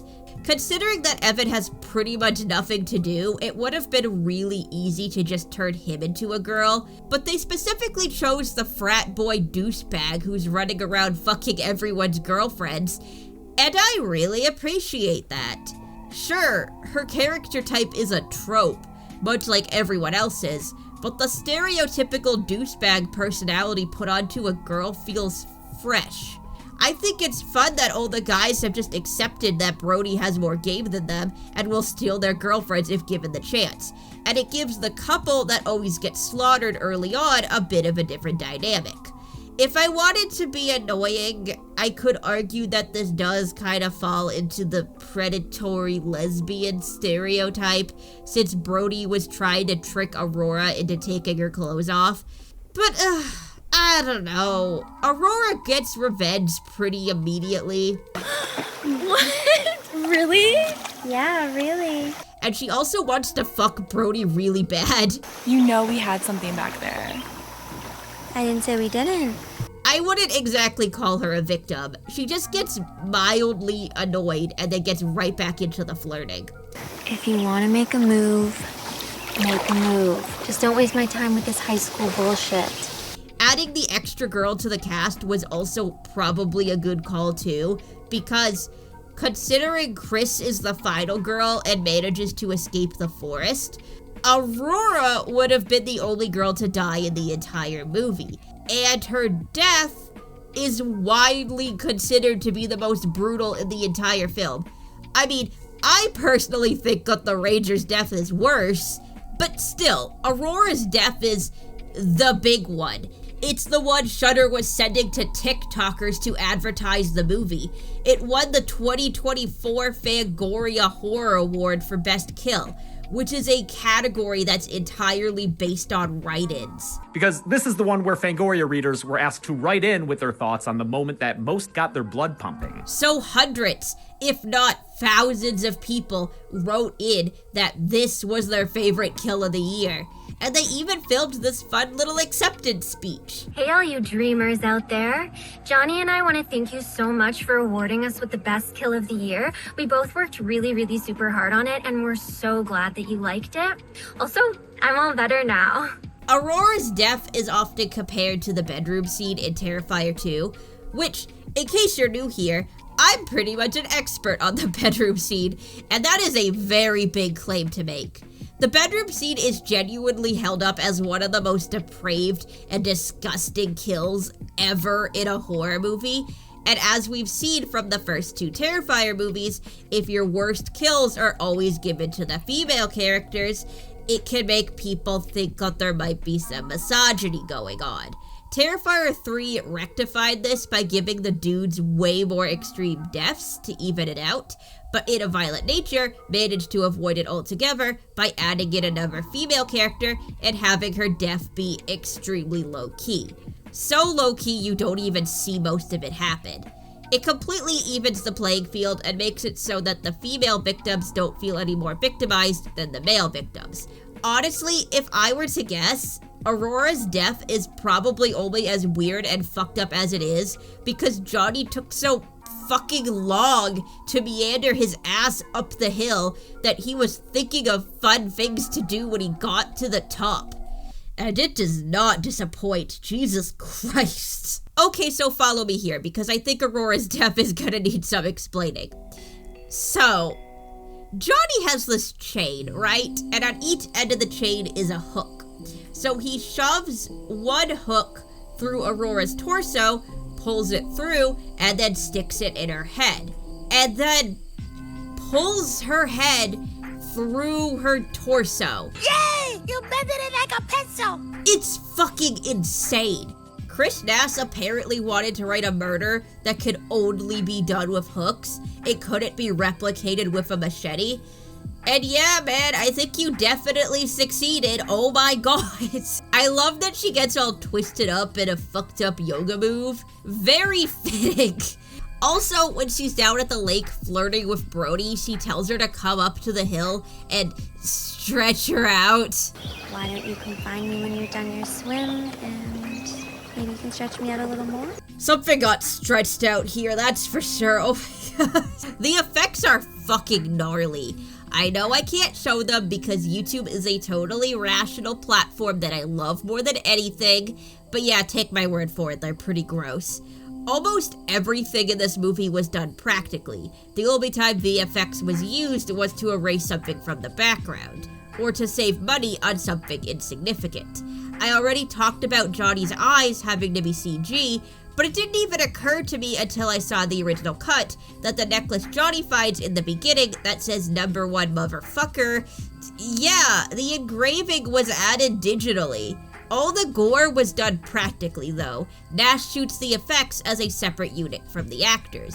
So instead of trying to get the shots with the actors and the shots with the effects in the same day, he shoots all the shots with the actors first and then shoots the effects separately, giving them the time they need to work correctly. It's almost like a completely separate unit where we have just a time, we're not under a schedule for the actor having to leave, and it just gives us time to like dabble and perfect things. In the case of the yoga scene, they had 4 different Aurora dummies that all bent or broke away in different ways, and different effects were shot months apart. Half of it was shot in May and the other half was shot in August. It took 4 days over like months. So either we'd go there for a day, shoot elements of it, return like a month later, shoot more elements of it, sometimes not even with the actress, but with a lookalike or just the puppet. The last thing apparently shot was where we see Aurora's spine start to bruise, which was apparently a last-minute addition shot in Shannon Hamner's backyard. And I think actually the last shot of the entire shoot was her spine breaking, just the neck of her spine, which I think was shot in Shannon's backyard. 2 shots. Yeah. two shots shot in Shannon's mother's backyard. And I'm glad they stuck it in there. It's actually the grossest part of the scene for me. Like, ugh, that makes me cringe so bad. I do have to say, though, that in my personal opinion, this scene isn't really comparable to the bedroom scene. I don't know if it's just that people are comparing every super fucked up kill in a horror movie to the bedroom scene now, but I don't really see that much of a similarity at all. The thing that makes the bedroom scene so spine-chillingly horrific is the immense suffering. Allie is awake and aware and screaming the entire time, and Art is going out of his way to make this experience the most painful thing imaginable for her. This isn't the case for the yoga scene. Aurora is either dead or extremely out of it by the time that the most gnarly stuff starts happening. Johnny's main goal isn't to cause pain, at least not yet. He finishes her off pretty quickly. He's just goofing around with her body for fun after the fact. Whereas in Terrifier 2, we never even see Allie die. Her pain is more important than her actual death. The bedroom scene is, at its core, a torture scene, whereas the yoga scene is essentially the desecration of a corpse. Now, I do unfortunately have to criticize the way Aurora reacts to her impending doom. Her scream when she sees Johnny for the first time was perfect. No notes. It's chilling and appropriate, and Charlotte Cragen absolutely sells it. But then, surprisingly after that, Aurora doesn't quite act human. I'm not gonna fault how calm she acts after a hook is shoved through her abdomen. She's probably gone into shock. That's fine. But before Johnny ever lays a hand on her, she's weirdly calm. She briefly tries to escape, but then realizes, oh yeah, she's on a cliff. Nature is hindering her escape, much like it did when Kris got the stick in her ankle. But Kris, pulled the stick out and kept going, right? She didn't just lie down and die. Aurora just kind of gives up. I mean, fair enough if she didn't want to throw herself off the cliff, but she doesn't try to skirt along the edge, or struggle, or scream for help. She just stands there and lets him murder her. That's a bit... no. I know the kids in this movie are a bit robotic at times, but that pretty much only applies to their dialogue. In every other instance where they're in immediate danger, they fight back and run away and struggle. Not here though. For some reason, Aurora just lets him kill her. Not to bring up Terrifier 2 again, but in my video on it, I did complain a lot about how Allie just stood there and watched Art drink water instead of trying to get away. But credit where credit is due, the second Art turns around to look at Allie, she suddenly becomes extremely active in trying to survive. She tries really, really hard to save herself, and that makes it so much more painful when she's unable to get away. So the fact that Aurora doesn't do anything to protect herself does kind of break my immersion and reminds me, oh, this isn't an actual person in peril, this is a dumb movie character. I will say though, in this movie's defense, the way the yoga scene goes down does fit the overall vibe. The Terrifier movies are not quiet movies. They're screaming and crying and yelling and loud scary music blasting over all of it. In a Violent Nature has almost none of that. Barely any of the deaths have any screaming at all. They're dunked underwater, or paralyzed, or the camera cuts away. How quiet and nondescript the murders are part of the vibe and part of the horror. There's something genuinely terrifying about your ability to even scream being taken away from you in your final moments. That you could be just a few feet away from other people and not be able to call them for help is horrifying to think about. Aurora loses the ability to scream too once Johnny punches a hole in her gut, but it just takes slightly too long to get to that point, and unfortunately it comes off as awkward. I wish it was done differently, like maybe he grabbed her faster so it's less noticeable that she was just standing there not doing anything. But Aurora's death would feel extremely out of place if she was screaming bloody murder, so it just kind of is what it is. With how quiet this movie is, there's a lot of reliance on visual storytelling to get across certain characters' backstories and minor elements of the plot. Like how Johnny interrupts Kris and Colt's plan to kill him, so we never get to see it in action, but we do see them take a gas canister and a bear trap out of the back of the Ranger's car. And then Kris is holding them when Johnny is killing Colt. And later, after she escapes, we see her holding a lighter. So yeah, that tells you what they were planning right there. Trap him and light him ablaze. The lighter and the trap were actually set up beforehand too. We see the kids passing around lighters all throughout the campfire and cabin seats, and it seems that the lighter Kris is holding in the car is Colt's lighter. He must have given it to her before he went to distract Johnny. And in the very, very beginning, we hear the Ranger threatening Chuck about setting up traps in the woods. I told you what would happen the next time I found one of your fucking animal traps in that park. And the way he's talking, it sounds like he picked one up already. So I go back there, I'm not gonna find any more of these. Which is assumedly why he has one in his truck. Speaking of Chuck, he has this framed photo in his house. This is actually an Easter egg. Chuck is played by Timothy Paul McCarthy, aka the same guy who played the father in Z is for Zygote, and that woman in the photo with him is Delphine Russell, the actress who played the mother. And they have a completely normal-sized baby this time. Good for them. Aside from being a nod to Nash's most well-known short, it does also inject a little bit of backstory into this extremely minor character. Like, okay, he seemingly has a wife and child. Where the hell are they? Why is he living in a dilapidated house? The Ranger refers to Chuck as having moved there somewhat recently. When you first moved here, I said, you know, I'm gonna be neighborly. Give you the benefit of the doubt. But you were fucking testing me, boy. So, I would guess the implication is that something went very bad in Chuck's life and he lost everything, including his family, and is now living in complete squalor.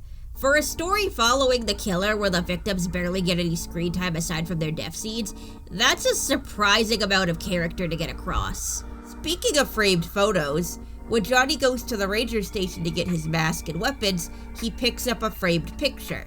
We only see it for a second before he tosses it on the ground, but it's from 2014 and it has the Ranger and all of his buddies in it. Earlier at the campfire, Aaron mentioned that a bunch of Rangers died 10 years ago. You guys want to hear about the park rangers that died here 10 years ago? I think 10 years ago from 2024 would be 2014. And the entire reason Johnny's at the Ranger station in the first place is because of Aaron's shirt. Aaron is wearing a shirt for a sports team called the Milford Haven Rangers, which you could actually hear a news broadcast playing in Chuck's house talking about them. Like the Milford Haven Rangers will once again conclude a hard-fought season in defeat. Johnny doesn't notice the shirt until after he slices off half of Aaron's head, but it triggers him. Whereas Johnny seems satisfied leaving his other victims lying out amongst nature, he goes out of his way to drag Aaron's corpse all the way to the ranger station. And once he gets there, he starts throwing the body around like a rag doll. Which is hilarious, but there's way more aggression here than how he usually acts with his victims. Like, yeah, okay, he turns Aurora into a human pretzel after she dies, sure, but that just kind of feels like he's fucking around. He seems like he's taking some anger out on Aaron here. We don't find out the extent of Johnny and the Rangers' beef until about a half hour after this. You remember me? I remember you. Apparently, this wasn't the first time Johnny's been woken up. 10 years before, Johnny had gone on an absolute rampage, killing all the other Rangers before this one was able to defeat him and bury him in the dirt by the fire tower. I remember what you did 10 years ago. Put you in the ground before. And I'll do it again! Even crazier than that, apparently the Ranger's dad was the lone survivor of the original massacre, the one where Johnny slaughtered the workers who murdered his father. There was one survivor. My father. Okay, like, no offense, but this dude looks way too young to have a dad who was a full-grown man in the 1950s. Did he have you when he was in the nursing home? Also, this is a multi-generational slasher scenario, meaning that you should have more knowledge about Johnny than anyone else, and you know that the only thing keeping him at bay is a necklace that anyone can just take at any time. Where did you get that necklace? And you leave murder weapons hanging up on the wall? Didn't even want to put a fence around the fire tower? Useless ass Ranger. Okay, but nitpicks aside, what this all really means is that technically, In a Violent Nature is a sequel to a movie that doesn't exist. This was confirmed by Peter Kaplowski once an actual sequel was announced, referring to In a Violent Nature as a meta-sequel within a fictional slasher series.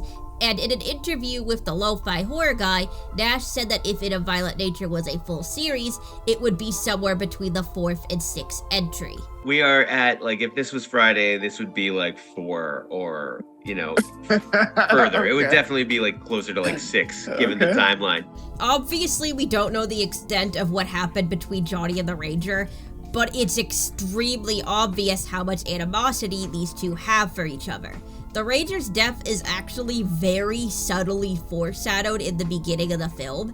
That news coverage of the Milford Rangers specifically mentioned them being defeated after a hard-fought season. Like the Milford Haven Rangers will once again conclude a hard-fought season in defeat. And after defeating Johnny long ago and fighting again to get him back into the ground, this time Johnny gets the upper hand. And he makes the Ranger's death much, much crueler than the others. Aurora might have gotten the big kill, but at least he was dead for most of it. The Ranger is, unfortunately, awake and aware for the entire kill. Johnny paralyzes him, leaving him lying on the ground as he walks into the shed, turns on the log splitter machine, hooks the Ranger on his shoulder, drags him inside, demonstrates the machine cutting a piece of wood, then slices off one of his arms before finally using the cutter to slice his head off. Oh good, a proper torture scene. How come this one is never compared to the bedroom scene? The Ranger is paralyzed, so I'm not sure how much of this he can actually feel, but Johnny goes out of his way to mentally torture him, to show him exactly what he's going to do, and then make him wait for it. There's something so nightmarish about being unable to move or speak, and being forced to watch as someone is preparing you for your extremely slow and painful death with no way to save yourself. Like the boyfriend's death at the end of Midsummer. Listen, you can't speak, you can't move, alright? Like, okay, he was kind of a dick, but Jesus Christ, no one deserves this. And God, I hate the sound design in this scene. And I mean that as a compliment. After a full hour of nothing but soothing nature sounds, listening to this metallic grinding for minutes on end was so fucking jarring. It made me so anxious. I've seen people complain that this kill doesn't go far enough, that they were hoping to see Johnny slice off every single one of this guy's limbs before going to the head. And it's funny, because Nash had originally intended for that exact thing to happen, but they ended up running out of time to film and had to figure out the minimal amount of damage that they could do and still have the scene be effective. And so it went from, like, essentially every limb being utilized to, you know, what it ended up with. Nash said he's glad it turned out like this, though, because it would have absolutely been too long. Oh. It's already like trying on somebody's on an audience's patience. How long that scene already lasts. So going any longer and having nothing to cut away from would have been Really, really happy mistake, or a happy concession for sure. And I fully agree with him. This scene already goes on for 7 minutes. Literally going any longer would kill the pacing of this movie. And anyways, it makes sense that Johnny, vengeful or not, wouldn't want to spend too much time torturing this dude, because he still has to get his necklace back. That is his ultimate goal here. I do have to wonder though, considering how big of a role nature plays within this film, if it means anything that this is the only person Johnny doesn't kill out in the woods. Johnny is a character built from the ground up to reflect his environment. Whenever Kris Nash is asked about where he got the inspiration for Johnny's backstory or design, he says that he was thinking about what the history of the forest would have been. The logging industry, the firefighters. Using the logging industry as kind of like a jumping off point for like the whole mythology of him, and then using like logging tools and then tying that in with, wildfire fighting and stuff. So let's just bring that mask in and let's give him that kind of a garb, like that design. Everything was like from the ground up of where the location is. So Johnny's signature weapons and mask are, much like Johnny himself, part of the forest's history. And the Ranger isn't exempt from this. Johnny almost treats him like a logger would treat a log, hooking him with the drag hooks and dragging him to be chopped up. On the flip side of this though, Johnny is seriously going out of his way to move the Ranger. He doesn't move any of his other victims. He kills them exactly where he found them, and often with whatever he has on hand. And Johnny could easily kill the Ranger as he lies there in the dirt. But no, he chooses to drag him into a building, and he chooses to kill him with a more complex piece of technology. Something with a motor, spewing unnatural and metallic sounds, unlike the quiet of nature that soundtracked the other deaths. This honestly might be the biggest level of disrespect Johnny could give to this guy, that he doesn't get to become the pebble rolling down the hill, that he doesn't get to become a piece of the scenery. And that's also probably why he threw Aaron inside the building when he thought he was a Ranger too. Whatever happened 10 years ago was enough to make Johnny see the Rangers as intruders, as people who aren't supposed to be in his forest, and that Johnny sure as hell doesn't want there. Colt's also been going through a little bit of an arc in the background this entire time. One of the first things we learn about Colt is that he's cautious. He takes one look at the necklace hanging from the fire tower and goes, "Well, that's a bit sketch. Maybe we shouldn't touch that." Hey, maybe it's here for a reason. But then Troy just ignores him and sets off the entire chain of events that we see in this movie. Then later on, at the campfire, Colt is just like minding his own business, and Troy just decides to call him out for no reason. Yeah, my girl's pretty funny. Isn't she, Colt? Actually, most of Troy's time in the movie is spent being antagonistic towards Colt. He kind of mocks him for being wary of the necklace. Maybe it's here for a reason. Oh yeah? What reason, Colt? And then after the fire, he tells Kris that Colt is a buzzkill. Already made me invite your fucked up girlfriend. I told you he's just going through something. I don't fucking care. He's bringing everyone down. Wow. But if I were to make an educated guess, I'd say that Troy is just salty because he thinks that Colt is trying to steal his girlfriend. And maybe he is. Like, we don't get to see anything concrete, but Colt does respond to being called out with an indication that he thinks Kris is cool. You're a lucky man, Troy. The group then takes a selfie where Johnny is lingering in the back, and apparently they notice this off screen. Be reasonable for once, Troy. I mean, what about the guy in the photo? Kris and Colt are very concerned, especially since half their friends are missing, but Troy just thinks that they're overreacting. It was just a shitty photo. Throw it on the fucking lens or something. No. He throws Colt under the bus again, insinuating that their reaction is due to Colt's dead dad fucking him up. I'm sorry Colt's dead dad fucked him up. But he doesn't get to kill my whole fucking weekend too. And then when they drive off in the ATV to get help, Troy tells them, "You lovebirds, be careful," reinforcing his insecurity that his girlfriend and Colt have a thing for each other. But honestly, if Troy didn't die like 5 seconds later, his relationship would probably be over anyways. We hear Kris telling him not to touch her during the argument. No, don't touch me. And then he condescendingly implies that she doesn't know how to drive the ATV. What the fuck do you think you're going? Oh, you think you can drive that thing? He's just a huge asshole. Whatever. Colt saves Kris's life when they come back, though only by yelling from the ATV. Kris, look out! And then when Johnny goes to confront the Ranger, he kind of steps in front of her. But once Johnny's on the ground, stunned from the gunshot, and the Ranger is telling Colt to help tie him up, Start wrapping his feet, and then we'll get his hands. Colt is too fucking terrified to move. I can't. For some reason, the Ranger doesn't ask Kris to help him. Fucking macho bullshit, I guess. And the Ranger specifically mentions that Colt is shaking too. Stop shaking. Then when Johnny suddenly wakes up and attacks the Ranger, Kris wants to stay and try and help him. But once again, nobody lets her help. Colt convinces her to flee. I feel like the implication here is that Colt has some kind of trauma relating to his father passing away that makes him anxious. This anxiety led him to the correct conclusions that the necklace shouldn't be touched and that there's a killer on the loose, but it also just got a man killed. Badly. But once Johnny's done torturing the Ranger and finds Colt and Kris in the woods, Colt finally decides to step up. The Ranger is dead. The girl he likes is in danger. Any other movie, this would lead to the sweet little anxious boy saving the day and getting the girl. But here...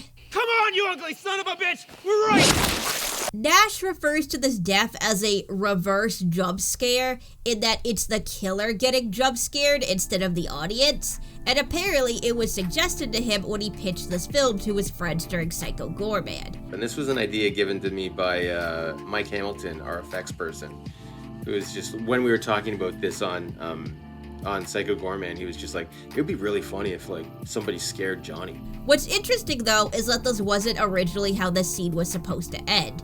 Johnny was supposed to be defeated here. You could hear Kris Nash talking it through in the original behind the scenes footage. We have the necklace hanging down right here, right? Yeah.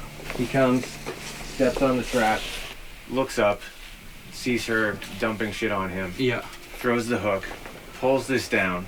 She, like, if she falls back there and he, like, takes a few steps up this way, is this all tomorrow? And apparently in the car later, when Kris is looking at the blood on her hands, that was originally going to be Ash. That initially was Ash, and it was the remnant of the ending where the fire tower gets burnt down, and that's much more, explosive and pyrotechnic-filled climax. Yeah, because originally we were going to be, cutting to the fire tower in flames to the fire tower as a pile of ash, and then wind comes up and blows the ash through the forest. How this would relate to the ending with the locket or Colt's death, I'm not sure. Nash mentions a wrestling match in this interview. He gets put in a trap and they light him on fire and there's a big wrestling match. And so maybe Colt was supposed to go down fighting Johnny? I don't know. There were a lot of problems filming this ending, particularly with the fire tower set. It was taking way too long to get ready. Nash was worried that their investors were going to start hunting them for sport. But at this point in time, we are trying to get the movie done just so we don't get sued by our investors, because you gotta finish, yeah, exactly. AD Nate Wilson asked Nash if there was another ending he would consider filming instead, and Nash made up a whole pitch on the fly where their plan would end abruptly and Kris would realize that she couldn't defeat Johnny and instead just ran away. Wilson thought that ending was fitting, so that's what we got. And I think it's perfect. The original ending would have just been like a cliche slasher ending. Nash even acknowledges that now. Yeah, it was much more of a generic slasher set piece. If you did that ending that you originally thought of, then it just becomes another slasher film. And I agree.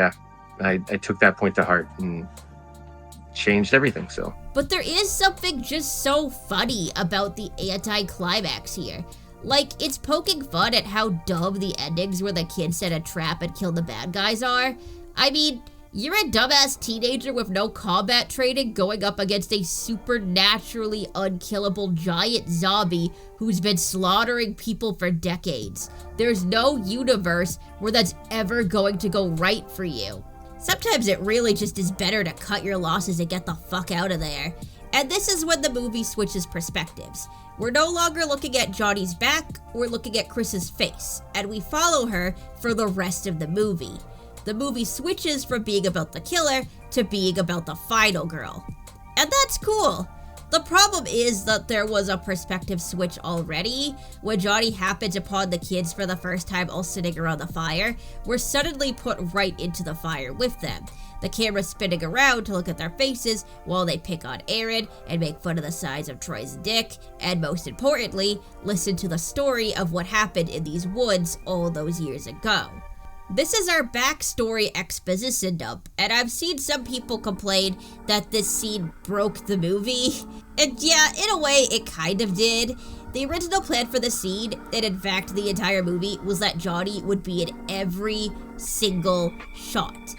At least until the perspective changes to Kris.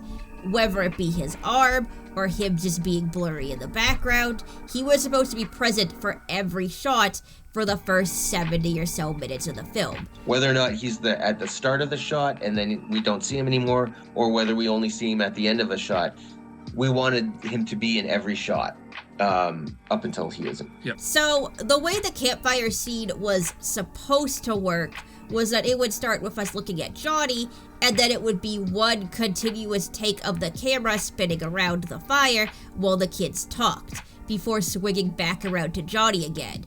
Meaning that, technically, Johnny would be in the shot, even if we didn't see him for a few minutes. We were going to be like over his shoulder watching them, and then the camera was going to drift around the fire, at the campfire, and then it was going to be a one take wonder of just like circling around these campers, getting his backstory. But then it was decided that it would be too difficult to film like that, and it would be too much for the actors. So that whole idea was scrapped, and the movie dips into what Nash refers to as a real movie break, where the film just becomes a regular slasher for a couple of minutes. It does start to feel more like a traditional film at that point in time, but then it kind of is at that point.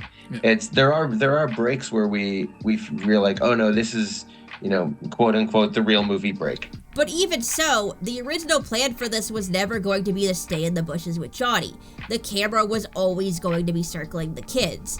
And I completely agree that switching to Kris's perspective would have had more of an impact if the camera stayed with Johnny's perspective the whole time. But I also acknowledge that having an entire scene where we just stayed in the woods with Johnny while he spies on the kids would suck. Like, just an extremely dark scene where nothing visually interesting is happening and the world-building dialogue is really quiet and hard to make out. Especially since this movie was shown in theaters, which usually don't have subtitles. And I actually think the dialogue in this movie is worth hearing. I think the story is important. I think a lot of the little background stories going on with the kids is important.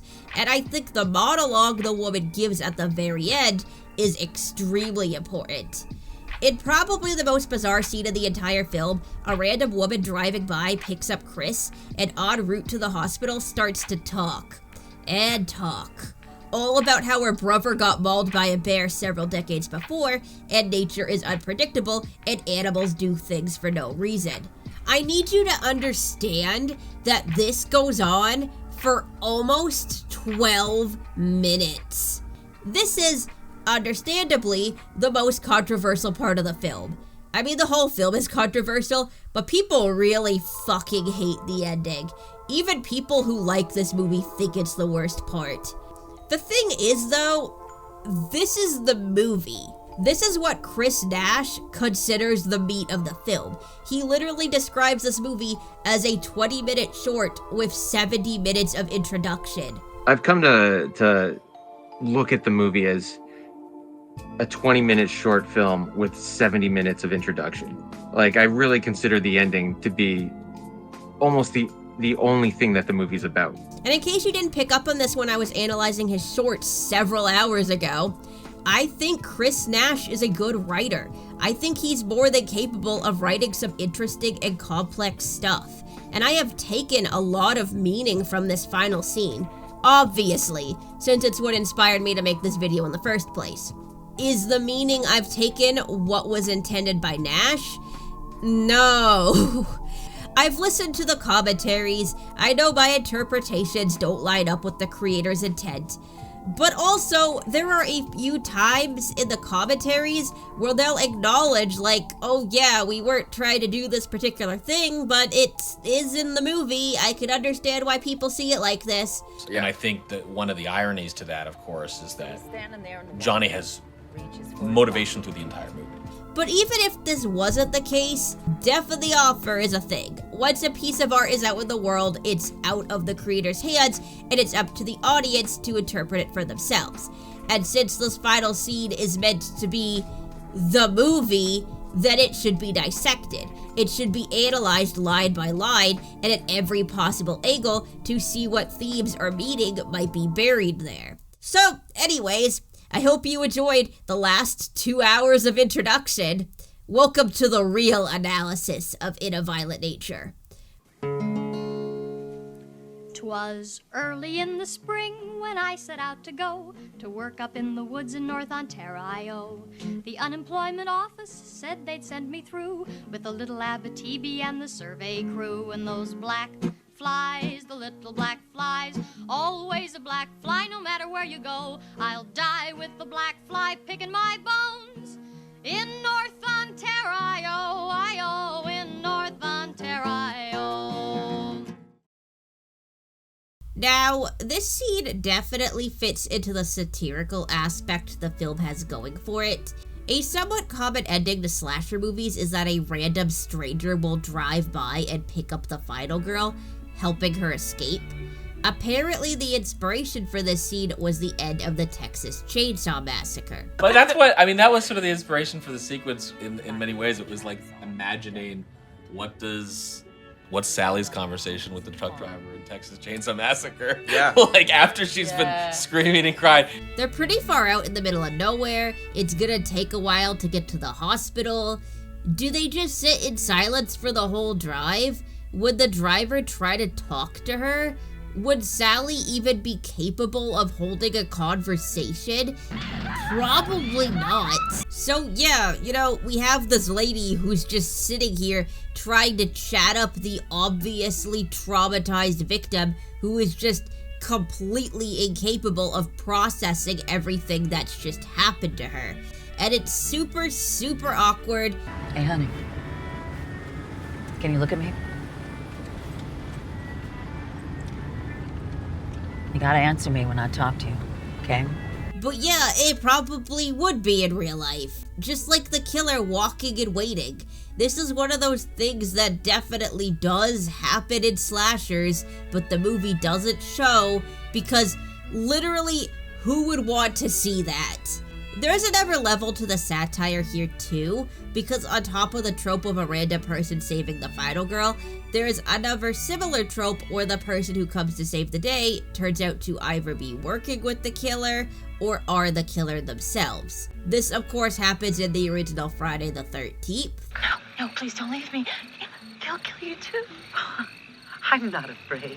But it also happens in the Texas Chainsaw Massacre, House of 1,000 Corpses, and 2022's Sick. This mask smells like chloroform. So this entire scene, where this weird lady just keeps talking and talking and talking about really morbid shit too, like she's talking about her brother getting mauled by a bear to make Kris feel better. Said he looked like something out of a horror movie or something. Blood all over the ground. What? The woman even seems to realize how fucked up it is that she was doing that. Sorry.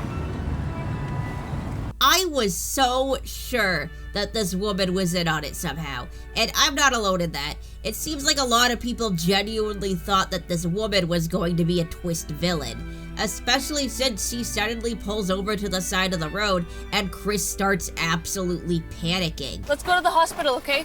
Please, please, please, please. Just take me to like a hospital, please. I was sitting in the theater going, oh no, here it comes. Johnny's gonna be waiting for her and Kris is gonna die. But no, the woman just wraps up Kris's wound. That's it. The end. She wasn't evil, a little weird maybe, but ultimately well-meaning and did genuinely just want to help Kris. Really good misdirect, a good subverting of expectations, but hilariously, it was mostly accidental. While the movie did intend for you to wonder if Johnny was still after Kris, the woman wasn't supposed to be suspect at all. Nash originally intended the random stranger to be played by John Shepard, aka Tommy Jarvis from Friday the 13th Part 5. But Shannon Hamner told him that Kris being alone with a male stranger would come off as too threatening, and since the stranger saving Kris was meant to be a more comforting presence, he was changed into a woman. There's a lot of discussion between Shannon and I specifically about what having a male character or a male actor playing this character, what that would do to the dynamic, to the dynamic and to the tension, and it would create such a threat. Yeah. That wouldn't be what I intended at all. Accident or not though, this was genuinely the most amount of tension I felt in the entire movie. You're forced into Kris's shoes. We're also stuck in the car with this strange woman, and we're also being forced to listen to this morbid story for a weirdly long amount of time. And as a result, we're just as paranoid as Kris. She's looking around, scanning the trees, certain Johnny's gonna come busting out and rip her to shreds. And I was sure of that too. I was scanning the trees looking for his mask. I even thought I saw it for a brief second. My brain started playing tricks on me. And really, if you think about it, it makes absolutely zero sense that this woman would be working with Johnny. Johnny died 70 years ago. So like 70 years ago. His mother died before him, we're told that directly. This was your mother's, John. I want you to have it. That way it will always be with you. But even if she was still alive, she would have to be around 100 years old. Can't be his sister either. The dad died like 2 days after Johnny. But when Johnny's dad found the body a day later, he knew those guys had something to do with it. So he confronted them in the mess hall and a fight broke out, and when the dust settled, Johnny's dad was dead. So any biological sibling would have to be over 70. And considering that Johnny seemingly died as either a child or teenager, it's very, very unlikely that he had any kids of his own. And for the short amount of time we spend with the locals, it doesn't seem that any of them have any sympathy for Johnny. Not to mention that Johnny was awakened unexpectedly. No one knew that he was going to be up and walking around, and we saw Johnny every second after he was woken up. And we sure as hell didn't see him interact with anyone that he didn't immediately try to kill. So even if this woman was on his side, how could she possibly know he was awake? And the idea that he was going to pop up and kill Kris is pretty ridiculous too. We followed Johnny the entire movie. Never once did he teleport, or even break into a light jog. He was traveling at a slow, even pace the entire film. Kris had been running for hours, and then once she got in the car, they drove a pretty far distance. It would actively break every rule the film has if Johnny was able to catch up to the car. But you don't really think of the logic when you're watching this scene. You're just so hung up on the tropes common in the genre, you automatically assume the movie's going in that direction. It's almost kind of like the opposite of Tara's death in Terrifier. You know, like, just based on her personality and how much time we spend with her, the audience just assumes that Tara's going to be the final girl. So it's genuinely shocking when Art whips out a gun and shoots her. Likewise, horror fans are so used to all the horror movies that end with a surprise twist villain and or a jump scare that when the movie keeps going after Kris gets rescued, we just assume she's still in danger. And it's shocking that she's totally fine and safe. Even Rye Barrett thought Johnny was going to pop up the first time he watched this film. I'm Johnny. I know I'm not going to show up. At the end of that film, I'm literally watching it going, waiting for myself to jump out of the woods. Another reason I feel like there's a lot of tension present in the scene is because of the ambiguity in the story the woman tells Kris. When the woman asks Kris what happened to her, Kris at first just says that she fell. You were, limping up the road back there. Just fell. And then when pressed, she says that she was attacked by an animal. Was an animal. This leads directly into the woman's bear attack story. Brother was a game warden.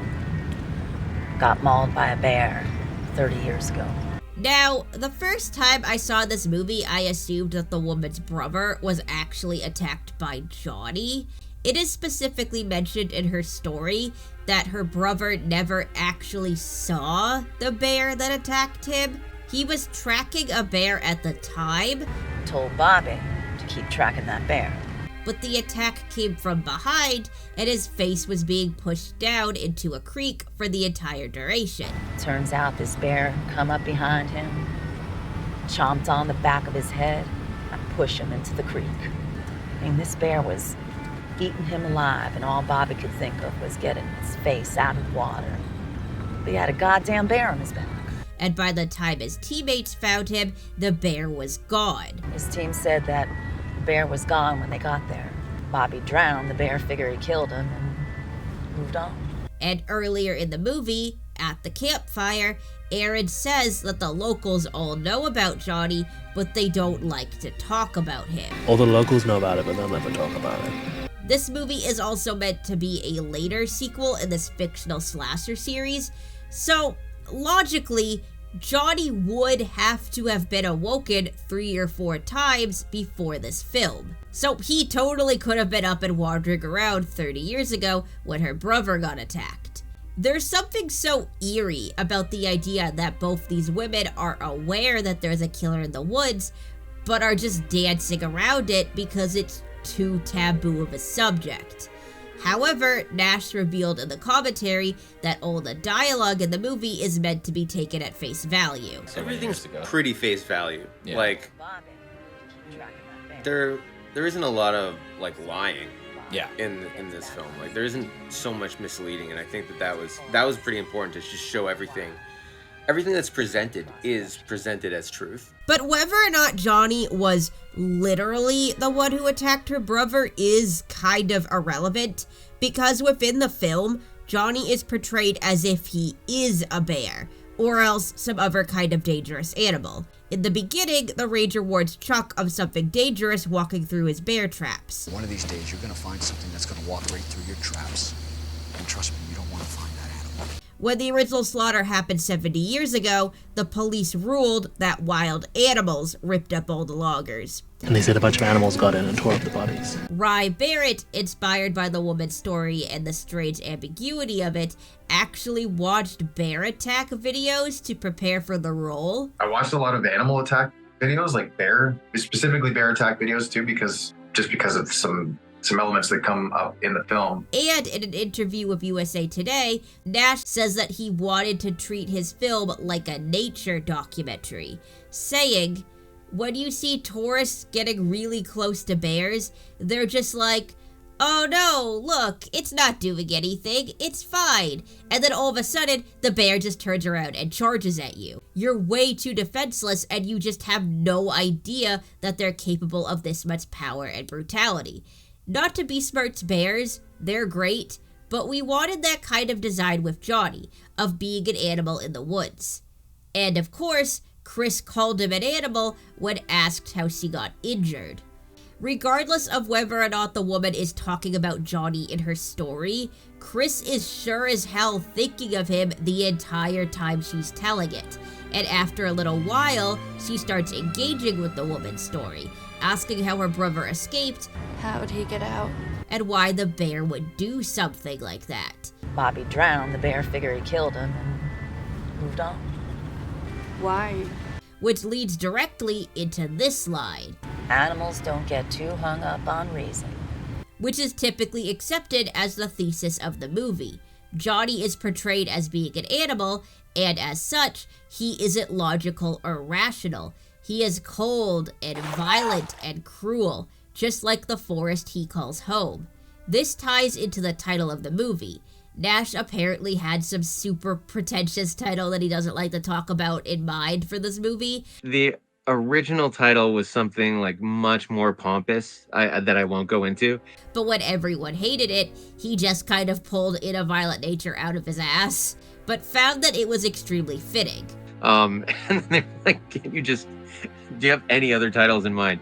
And then I was like, I don't know, maybe like In a Violent Nature. So we were All like, right. oh, that's perfect. It works as a double entendre. It can make people think we're clever. It can be read in so many different ways. Obviously, it's a nod to the phrase you hear sometimes in regard to violent crimes, that the crime was of a violent nature. It can also be read extremely literally, that the movie takes place in a violent nature, which is true. The characters go into nature, and it kills them. The nature, as such, is violent. Likewise, the word nature can also refer to something's inherent characteristics, so it can be read as a description of Johnny, that his nature is violent. My personal interpretation, though, is that it's referencing the nature of violence itself. How does it happen, and why? The answer the film seems to be giving us in this final scene is that there is no reason. Animals are just violent because that is their nature. And since Johnny is portrayed as being an animal, then he doesn't have a reason either. Violence is just part of Johnny's nature, much like it is in the nature of all slasher killers. But it is ultimately to get us to this idea that all slasher movies are ultimately about this scene, or about this moment. However, the fact that we go from this story, whose main thesis is that animals don't have a reason for killing, to showing that Johnny got his necklace back, which was the entire reason he was killing in the first place, those two things are contradictory, right? How can Johnny be killing for no reason if he only started killing after his necklace was stolen, and supposedly stopped killing once he got it back? Surely that shows that he had a reason. Johnny wasn't a born and bred monster. He was, at one point, a disabled child who died tragically. The story told at the campfire claims that it was an accident. Johnny fell from the tower. His neck snapped as soon as it hit the ground. But the thing is that all the information we get about Johnny throughout the movie that comes from other characters is unreliable. When the Ranger recognizes that Kris is wearing Johnny's mother's necklace and starts freaking out, Kris makes the obvious suggestion that they just give it back to him. Okay, fine, then we'll just give it back. And the Ranger immediately shoots her down, claiming that it won't do any good. Can't just give it back. He's awake now. He's awake. He's gonna be coming for all of us. And that is seemingly incorrect. We don't see Johnny's reaction to finding the necklace. I want to make that very clear. Maybe it'll be shown in the sequel that he continued tracking Kris even after getting the necklace back. But as far as we see in this film, once he gets the necklace back, he's done. We don't see him anymore. He's no longer portrayed as being a threat to Kris. So if, based on the information given to us in 2024, the Ranger is wrong about the necklace, then what else about Johnny is wrong? Maybe his death wasn't an accident? It's mentioned in Aaron's story that his dad owned a store that was overcharging workers who needed supplies. They would set up shops in the camp and sell shit like razors and soap to the lockers. But they would jack up the prices like a motherfucker. Johnny's dad was the guy that ran these stores, and they hated him for it. And considering it was the workers who ended up killing Johnny, maybe they killed him as a way to punish his father. And they used to take out their anger on Johnny. I mean, the only witnesses to Johnny's death were the workers, who even in the story immediately covered up what they did. And the men freaked out, so they put one of the firefighter masks on him to make it look like he was playing up there by himself and tripped and fell. So, nothing that they had to say on the matter is reliable, especially since they ended up killing Johnny's father when he questioned their story. So he confronted them in the mess hall and a fight broke out, and when the dust settled, Johnny's dad was dead. This is obviously all speculation, and again, Nash did say to take everything people say at face value. But the point is that Johnny's entire character, backstory, and motivation is called into question once it becomes clear that the only person in the movie who has a history with him, whose family has literally been battling with him for generations, seemingly gets something extremely important wrong about him. So the only things we know about Johnny for sure are things that we see for ourselves.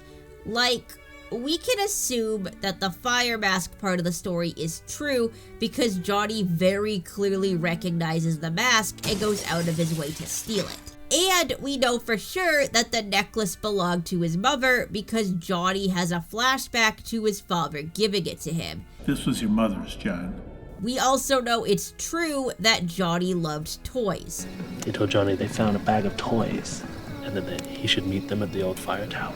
Because while in the middle of his murder spree, Johnny finds a set of keys with a little car on the keyring, and he literally stops everything to sit down and play with the car. These little moments do a lot to humanize Johnny, especially the one with the car. This is the first time in the whole movie that we get to see his face. He takes his mask off and just reverts back to being a little kid. I was losing my mind in the theater when this happened, watching a killer do something as deranged and violent as the yoga kill, and then just plop down and go vroom vroom with his little toy car. Just kind of broke me. Apparently, Kris Nash was genuinely surprised by how much the scene made people sympathize with Johnny. I think we get a little too close to him emotionally in this. I think there's a little too much empathy for me. I feel like we kind of remove that objectivity of him. But look at him! He's a baby! I want to have kids now! I've always been extremely weak to villains turning out to be dead kids throwing really big tantrums. You know, like the endings to Undertale and Paranorman just absolutely wreck me.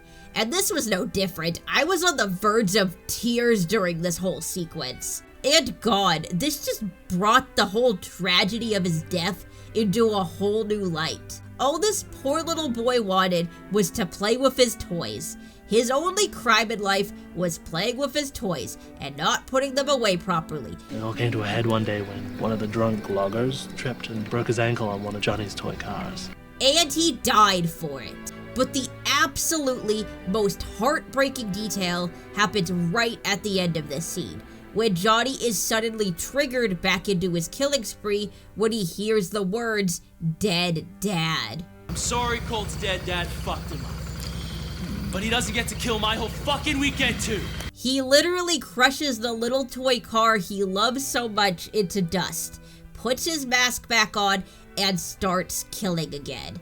The reminder of his dead father literally destroys his childhood innocence and turns him back into a monster. Which is literally what happened 70 years ago when Johnny went on his first killing spree. Johnny didn't rise from the grave and start killing when he died. He rose from the grave after his father died. Dead father and son ain't really much of a slaughter, Aaron. Well, that happened a week later. His very first killing spree was to avenge his father's death. And as far as we know right now, all the ones afterwards were to get his mother's necklace back. So Johnny isn't a mindless killing machine. His main motivation is love. Love for his parents, who were probably the only two people in his life who cared about him while he was still alive. And that definitely throws a wrench into what the woman in the car says. Her speech about animals killing for no reason that is also supposed to apply to Johnny doesn't apply to Johnny. Johnny isn't an animal. He was a child who was bullied and killed. And even after rotting in the ground for decades, his humanity remained. He still had reasons for doing what he did, and once he didn't have a reason to kill anymore, he seemingly stopped. It might be easier to just pretend that he's some inhumane beast out for blood, but in reality, he's still a complex human person capable of thoughts and feelings, much in the same way people will automatically dehumanize criminals, particularly violent criminals. Some people really are awful, and they do terrible, inexcusable things. But to just throw your hands in the air and say, well, that person is a monster, they don't deserve to be called human, completely ignores the reasons that might have gotten them there in the first place. The point of the movie, then, is that despite all the horrible, disgusting crimes Johnny commits during the course of the movie, he's still human just like you and me. And maybe if things were different, if people just left him and his father alone, or if no one messed with his gravesite and he was allowed to just rest in peace, no one would have had to die.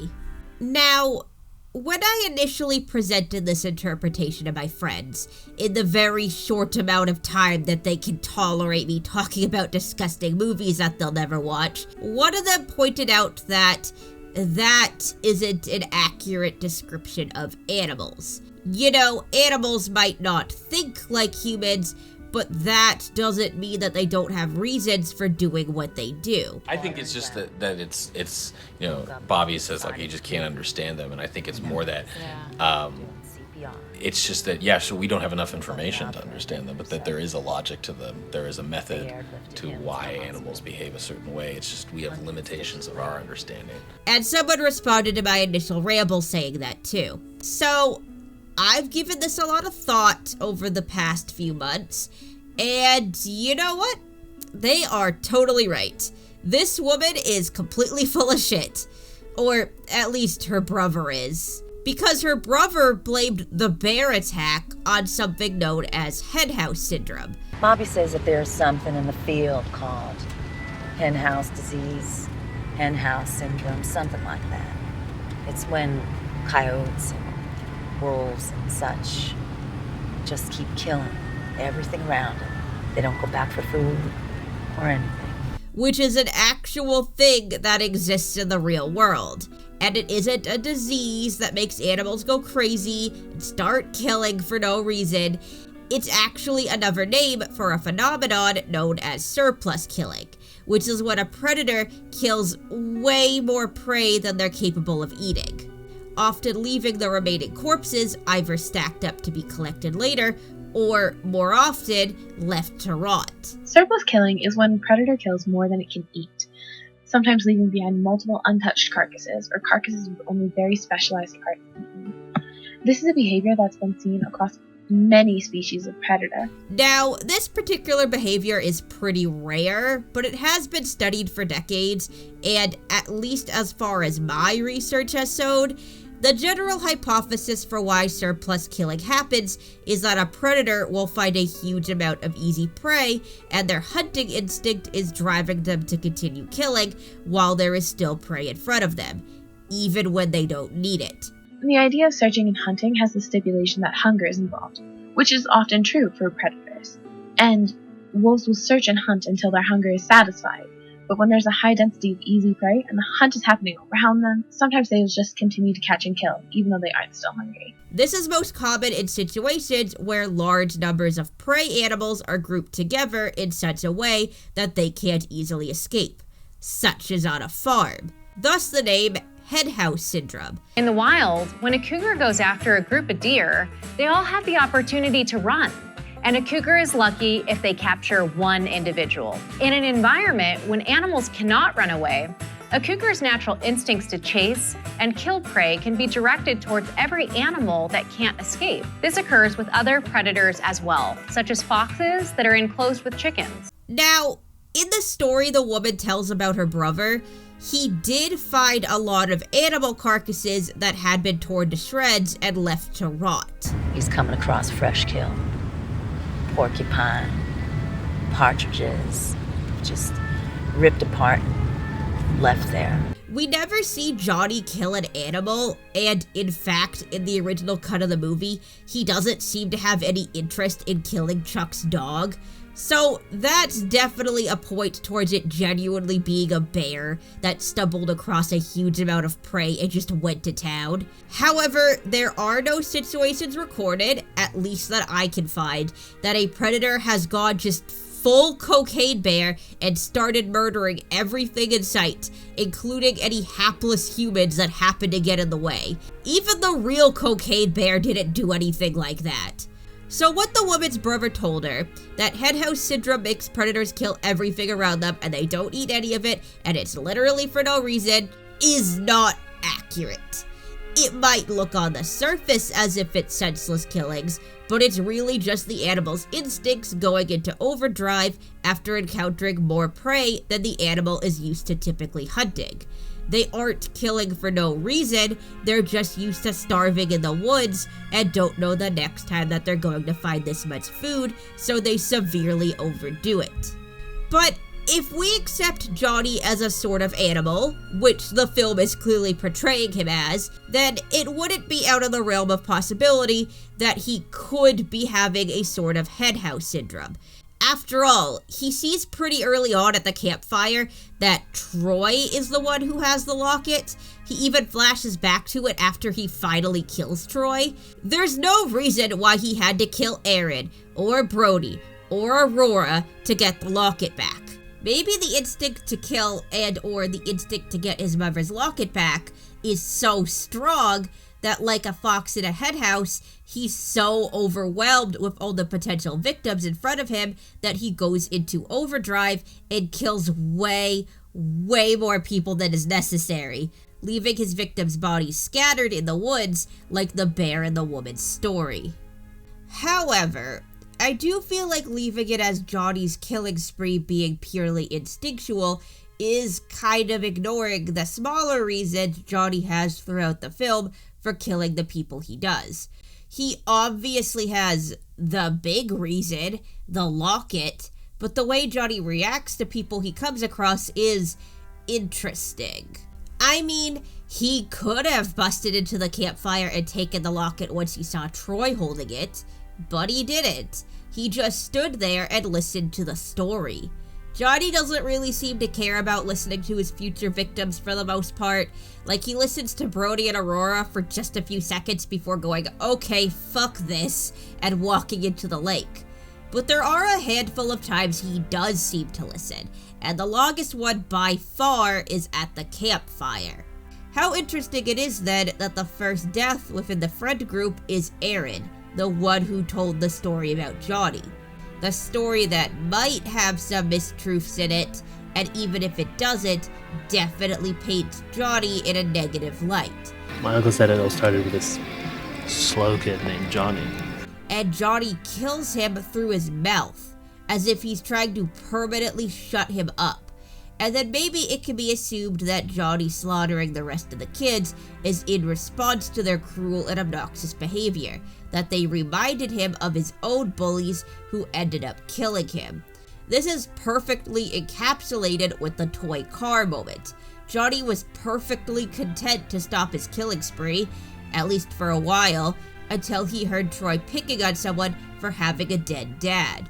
Johnny goes right for Troy after he hears this, and since he knows that Troy is the one who took his necklace, he is public enemy number one, having, at this point, in Johnny's point of view, messed with both of his parents. And then he immediately goes for Kris after spotting the necklace around her neck. He also clearly recognized the Ranger and remembered what happened between them, and went out of his way to torture him.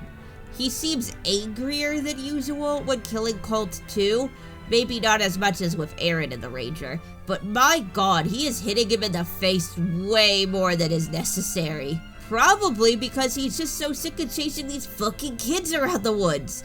But it is also worth acknowledging that Colt's last words were calling Johnny ugly. Come on, you ugly son of a bitch! We're right! And then Johnny completely destroys his face. Even that random guy Chuck in the very beginning. Johnny didn't immediately go to kill him once he entered the property. Actually, he seemed perfectly content to just walk into the house and take the necklace without incident. It wasn't until Chuck tried to shoot Johnny that Johnny went out of his way to kill him. So, no, it really does appear that Johnny has reasons for killing the people he does. They're not good reasons, don't get me wrong. Very rarely are there good reasons for murder. Like, Colt confronts Troy for his dead dad comment while holding an axe. What the fuck did you just say? And Troy jokingly asks him if he's going to use it. What are you gonna do with that? What's up, John? But of course he doesn't. People don't go around killing people when they act like assholes. But Johnny has no problem doing that, and ironically even uses that very axe on Colt at the end of the movie. Johnny is a terrible person who commits unspeakable crimes. That is completely undeniable, but he is also having genuine reactions to the people around him and responding in a way that he deems appropriate. But you know who is killing things for no discernible reason? Chuck. He is introduced after the ranger shows up at his house to bitch at him for leaving bear traps everywhere. Chuck threatens the ranger that if he comes back onto his property again, he'll shoot him. You go in that fucking barn, you might not find your way out again. Boy, I know my rights, Ranger. You step 1 foot on this property again, and all my rivalry will blow you a kiss goodbye. Then when Johnny enters his house looking for the locket, Chuck mistakes him for the ranger and then fires the gun. I told you what would happen if you came back here. You're gonna make me fucking do this. Probably as a warning shot, but regardless, yeah, he is threatening to kill a dude. Not without reason though. Like I said, Chuck made it very clear why he'd want to do this. But I'm not referring to the attempt on the ranger's life, I'm referring to the traps. Chuck is leaving bear traps all over the woods, and they're killing animals. One of the first things Johnny sees when he reawakens is the remains of a fox, or else some other canine stuck in a bear trap rotting away. And the ranger even tells Chuck that kids are coming to the woods this weekend and they might step in a trap. There are people in the park, Chuck. Got college kids just coming for the weekend. If they step in one of these, then what? And Chuck doesn't give a shit. Chuck is maiming and killing animals. He beats his dog in the original cut. And he's also playing very fast and loose with human life. If Johnny is comparable to an animal, then this guy is too. I mean, talk about Henhouse Syndrome causing predators to kill animals and leave them lying in the woods. That is exactly what Chuck is doing. And he is ultimately killed when he gets stuck in one of his bear traps and left to rot in the woods, just like the fox he snagged, just like an animal. Or what about the workers from 70 years ago, the ones who killed Johnny? Accident or not, they were all full-grown men tormenting a mentally disabled child. And they used to take out their anger on Johnny. And thought nothing of killing both Johnny and yes, Pawpaw. So he confronted them in the mess hall and a fight broke out, and when the dust settled, Johnny's dad was dead. Maybe people and animals really aren't that different after all. Maybe we all have a violent nature that we don't quite like or understand, and it's easier to blame things like illnesses or freak accidents than it is to break down exactly why something terrible might have happened. Maybe the loggers 70 years ago shouldn't have been exploited and overcharged. Maybe they shouldn't have taken their anger out on a child who did nothing wrong. Maybe the logging company shouldn't have covered up the crimes and actually sought justice for Johnny and his dad. Maybe Chuck grew up hearing stories of Johnny and set up the traps out of fear for his own safety. Maybe Johnny is just a scared and angry child who hates obnoxious bullies and wants his mommy and daddy back. Johnny is an animal just like we're all animals, and we all have very strange and complicated reasons for the fucked up things we do throughout our lives. But I guess then this offers up the question. Sure, maybe the reason matters when we're looking at the whole picture, but how much does it really matter to the victims? If someone killed your loved one, would it really make you feel better to know it was because they were sad or exploited or scared? The workers who killed Johnny were being exploited, but that sure doesn't justify killing an innocent child. I'm sure Johnny's dad didn't care much for what reasons they had, and I'm sure Johnny didn't care for the reasons that they killed his father.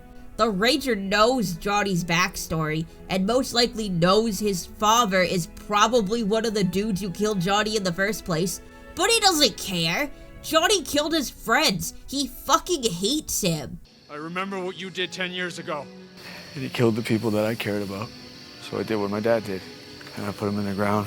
When you get right down to it, pretty much all slasher killers have reasons for what they do. There are exceptions, of course, like Art the Clown and the Strangers are literally just sick little freaks, and Michael Myers didn't have a reason in his first appearance.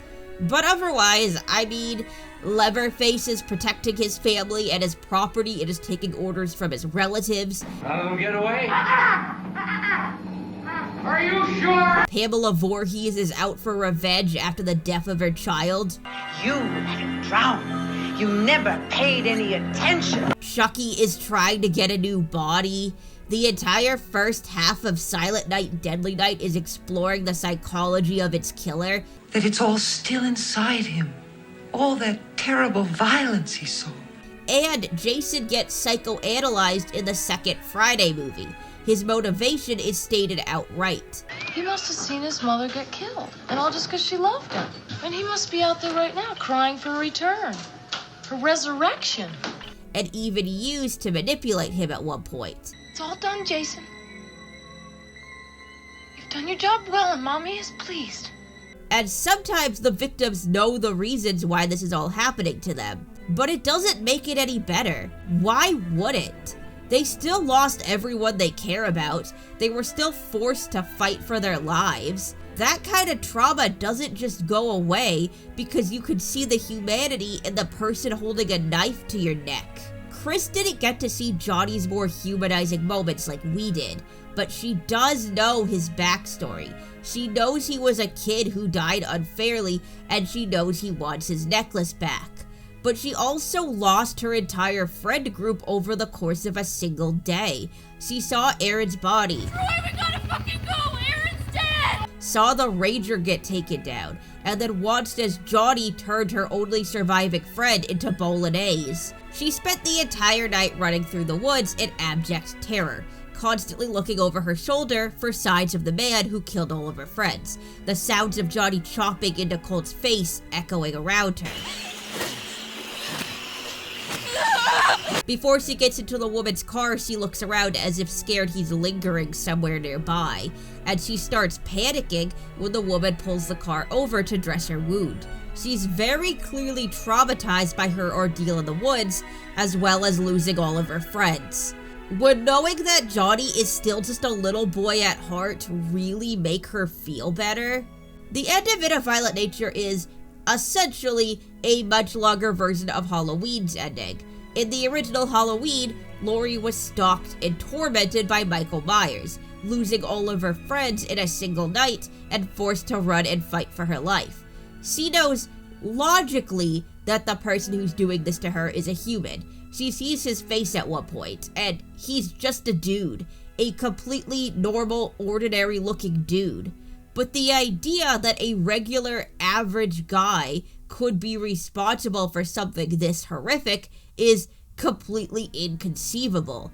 So despite that short glimpse of his humanity, Laurie still thinks of him as a monster and asks the older adult who's come to rescue her, "What's the boogeyman?" And the adult confirms that it was. As a matter of fact, it was. And we see this too when Kris is rescued by the woman. Kris is just unable to process that a person could be capable of such violence, and as such tells the woman that she was attacked by an animal. Was an animal. And the woman confirms her view by telling her that animals attack for no reason. Animals don't get too hung up on reason. I don't think Kris always thought of Johnny as an animal. When trying to get the Ranger to help them, Colt and Kris describe Johnny as a man. This man, is he? And unlike the Ranger, she was thinking of his human motivations. The first thing she suggests once she finds out that the locket belongs to Johnny is to return it. And then even after being told it wouldn't work, she still chooses to give it back. And while she clearly just did that in a last-ditch attempt to save her own life, it was probably the only scrap of human decency anyone's shown Johnny since he died. It was Johnny's property she was wearing around her neck after all, and thus she righted the wrong her boyfriend committed when he stole it from Johnny's grave. But Kris doesn't know whether it actually helped or not. The movie shows us that Johnny took the locket, but Kris doesn't see that, and the Ranger straight up told her earlier that giving the locket back wouldn't work. Can't just give it back, he's awake now. Laurie doesn't get closure at the end of her movie. Michael Myers survived the fall, and Laurie's now forced to live in fear of when he's going to strike next, with the film ending with several shots of the neighborhood, Michael's breathing clearly audible, signifying that he could be anywhere. And as pointed out in a response to my initial ramble, there are similar shots in A Violent Nature. As Kris is looking around the woods, terrified of Johnny popping up to get her, we get beautiful, picturesque shots of the forest, and we're left wondering if Johnny might be lingering there. But then, of course, that question is answered when we see that the locket is gone. Whatever it is Johnny is doing now, he got what he wanted. Kris is no longer in danger. But even if Kris could somehow see that the locket was missing, she doesn't think of Johnny as a human anymore. She sees him as an animal. And as the woman in the car says, animals don't need reason. Kris is forever going to be scanning the trees looking for a killer who isn't interested in hunting her anymore. Because in her mind, he's an animal, and animals don't have a reason, so he doesn't have a reason to stop. The last few moments are extremely bittersweet in this regard. Kris is going to be living in needless paranoia for the rest of her life, but Johnny is at peace. Now what that means exactly, I'm not sure. Maybe he crawled back into his grave and went back to being dead. Maybe he found Aurora's phone and he's sitting in the woods watching Cocomelon. If you'd have asked me a year ago, I'd say that I thought he went back to his grave. But with a sequel announced for sometime this year, I'm not really sure about that anymore. I have to admit, I wasn't thrilled when the sequel got announced. I thought the end was perfect, and I didn't want that taken away. But honestly, after doing all this research into the history of the film and the people making it, I am genuinely interested in seeing what they come up with. Someone who reshoots his entire movie because he wanted it to be the best it can be is someone I think should be making movies. Nash and his friends really do care about their craft, and I think the end result is something very special. Can it be done twice? Who knows? But I'm super interested to find out. And I hope if you're one of those people who hate this movie or hate the ending, that maybe I helped you see it in a new way. This was my third favorite movie of 2024. I love it to death, but if it's just gonna be me and Johnny against the world, then I guess that's fine too.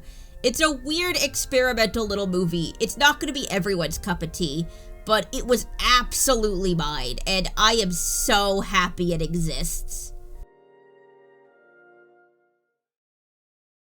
So, thank you for watching all the way through this monstrosity. You know, feel free to like and subscribe, I guess. I have a Patreon, you know, feel free to check that out. If you're one of the people here from the Terrifier video, the Terrifier 3 is coming. I don't know when, but it's coming. I might have something before that. I'm not 100% sure yet. You know, like, shout out to my sister Georgie, because she's been very supportive of me just talking about this shit nonstop, and, you know, helped me out a few times. And, like, also shout out to my friend Emily for letting me use footage that I took of her walking around the woods, last October, I think it was. I just thought that would be kind of fun, and she didn't have an issue with it, which is really nice. this video is out early. It's out very early. I was like, this is gonna be out in May, because then that'll be like 1 year since the movie came out. But like, I don't know what happened. I just got like possessed or something, and I just edited like really, really fast. Like, I usually record on like Tuesdays or Monday nights sometimes, and then I spend the entire week editing what I recorded. But I would be done editing everything I recorded by like Tuesday night sometimes, or like Wednesday night. So I would just go record more.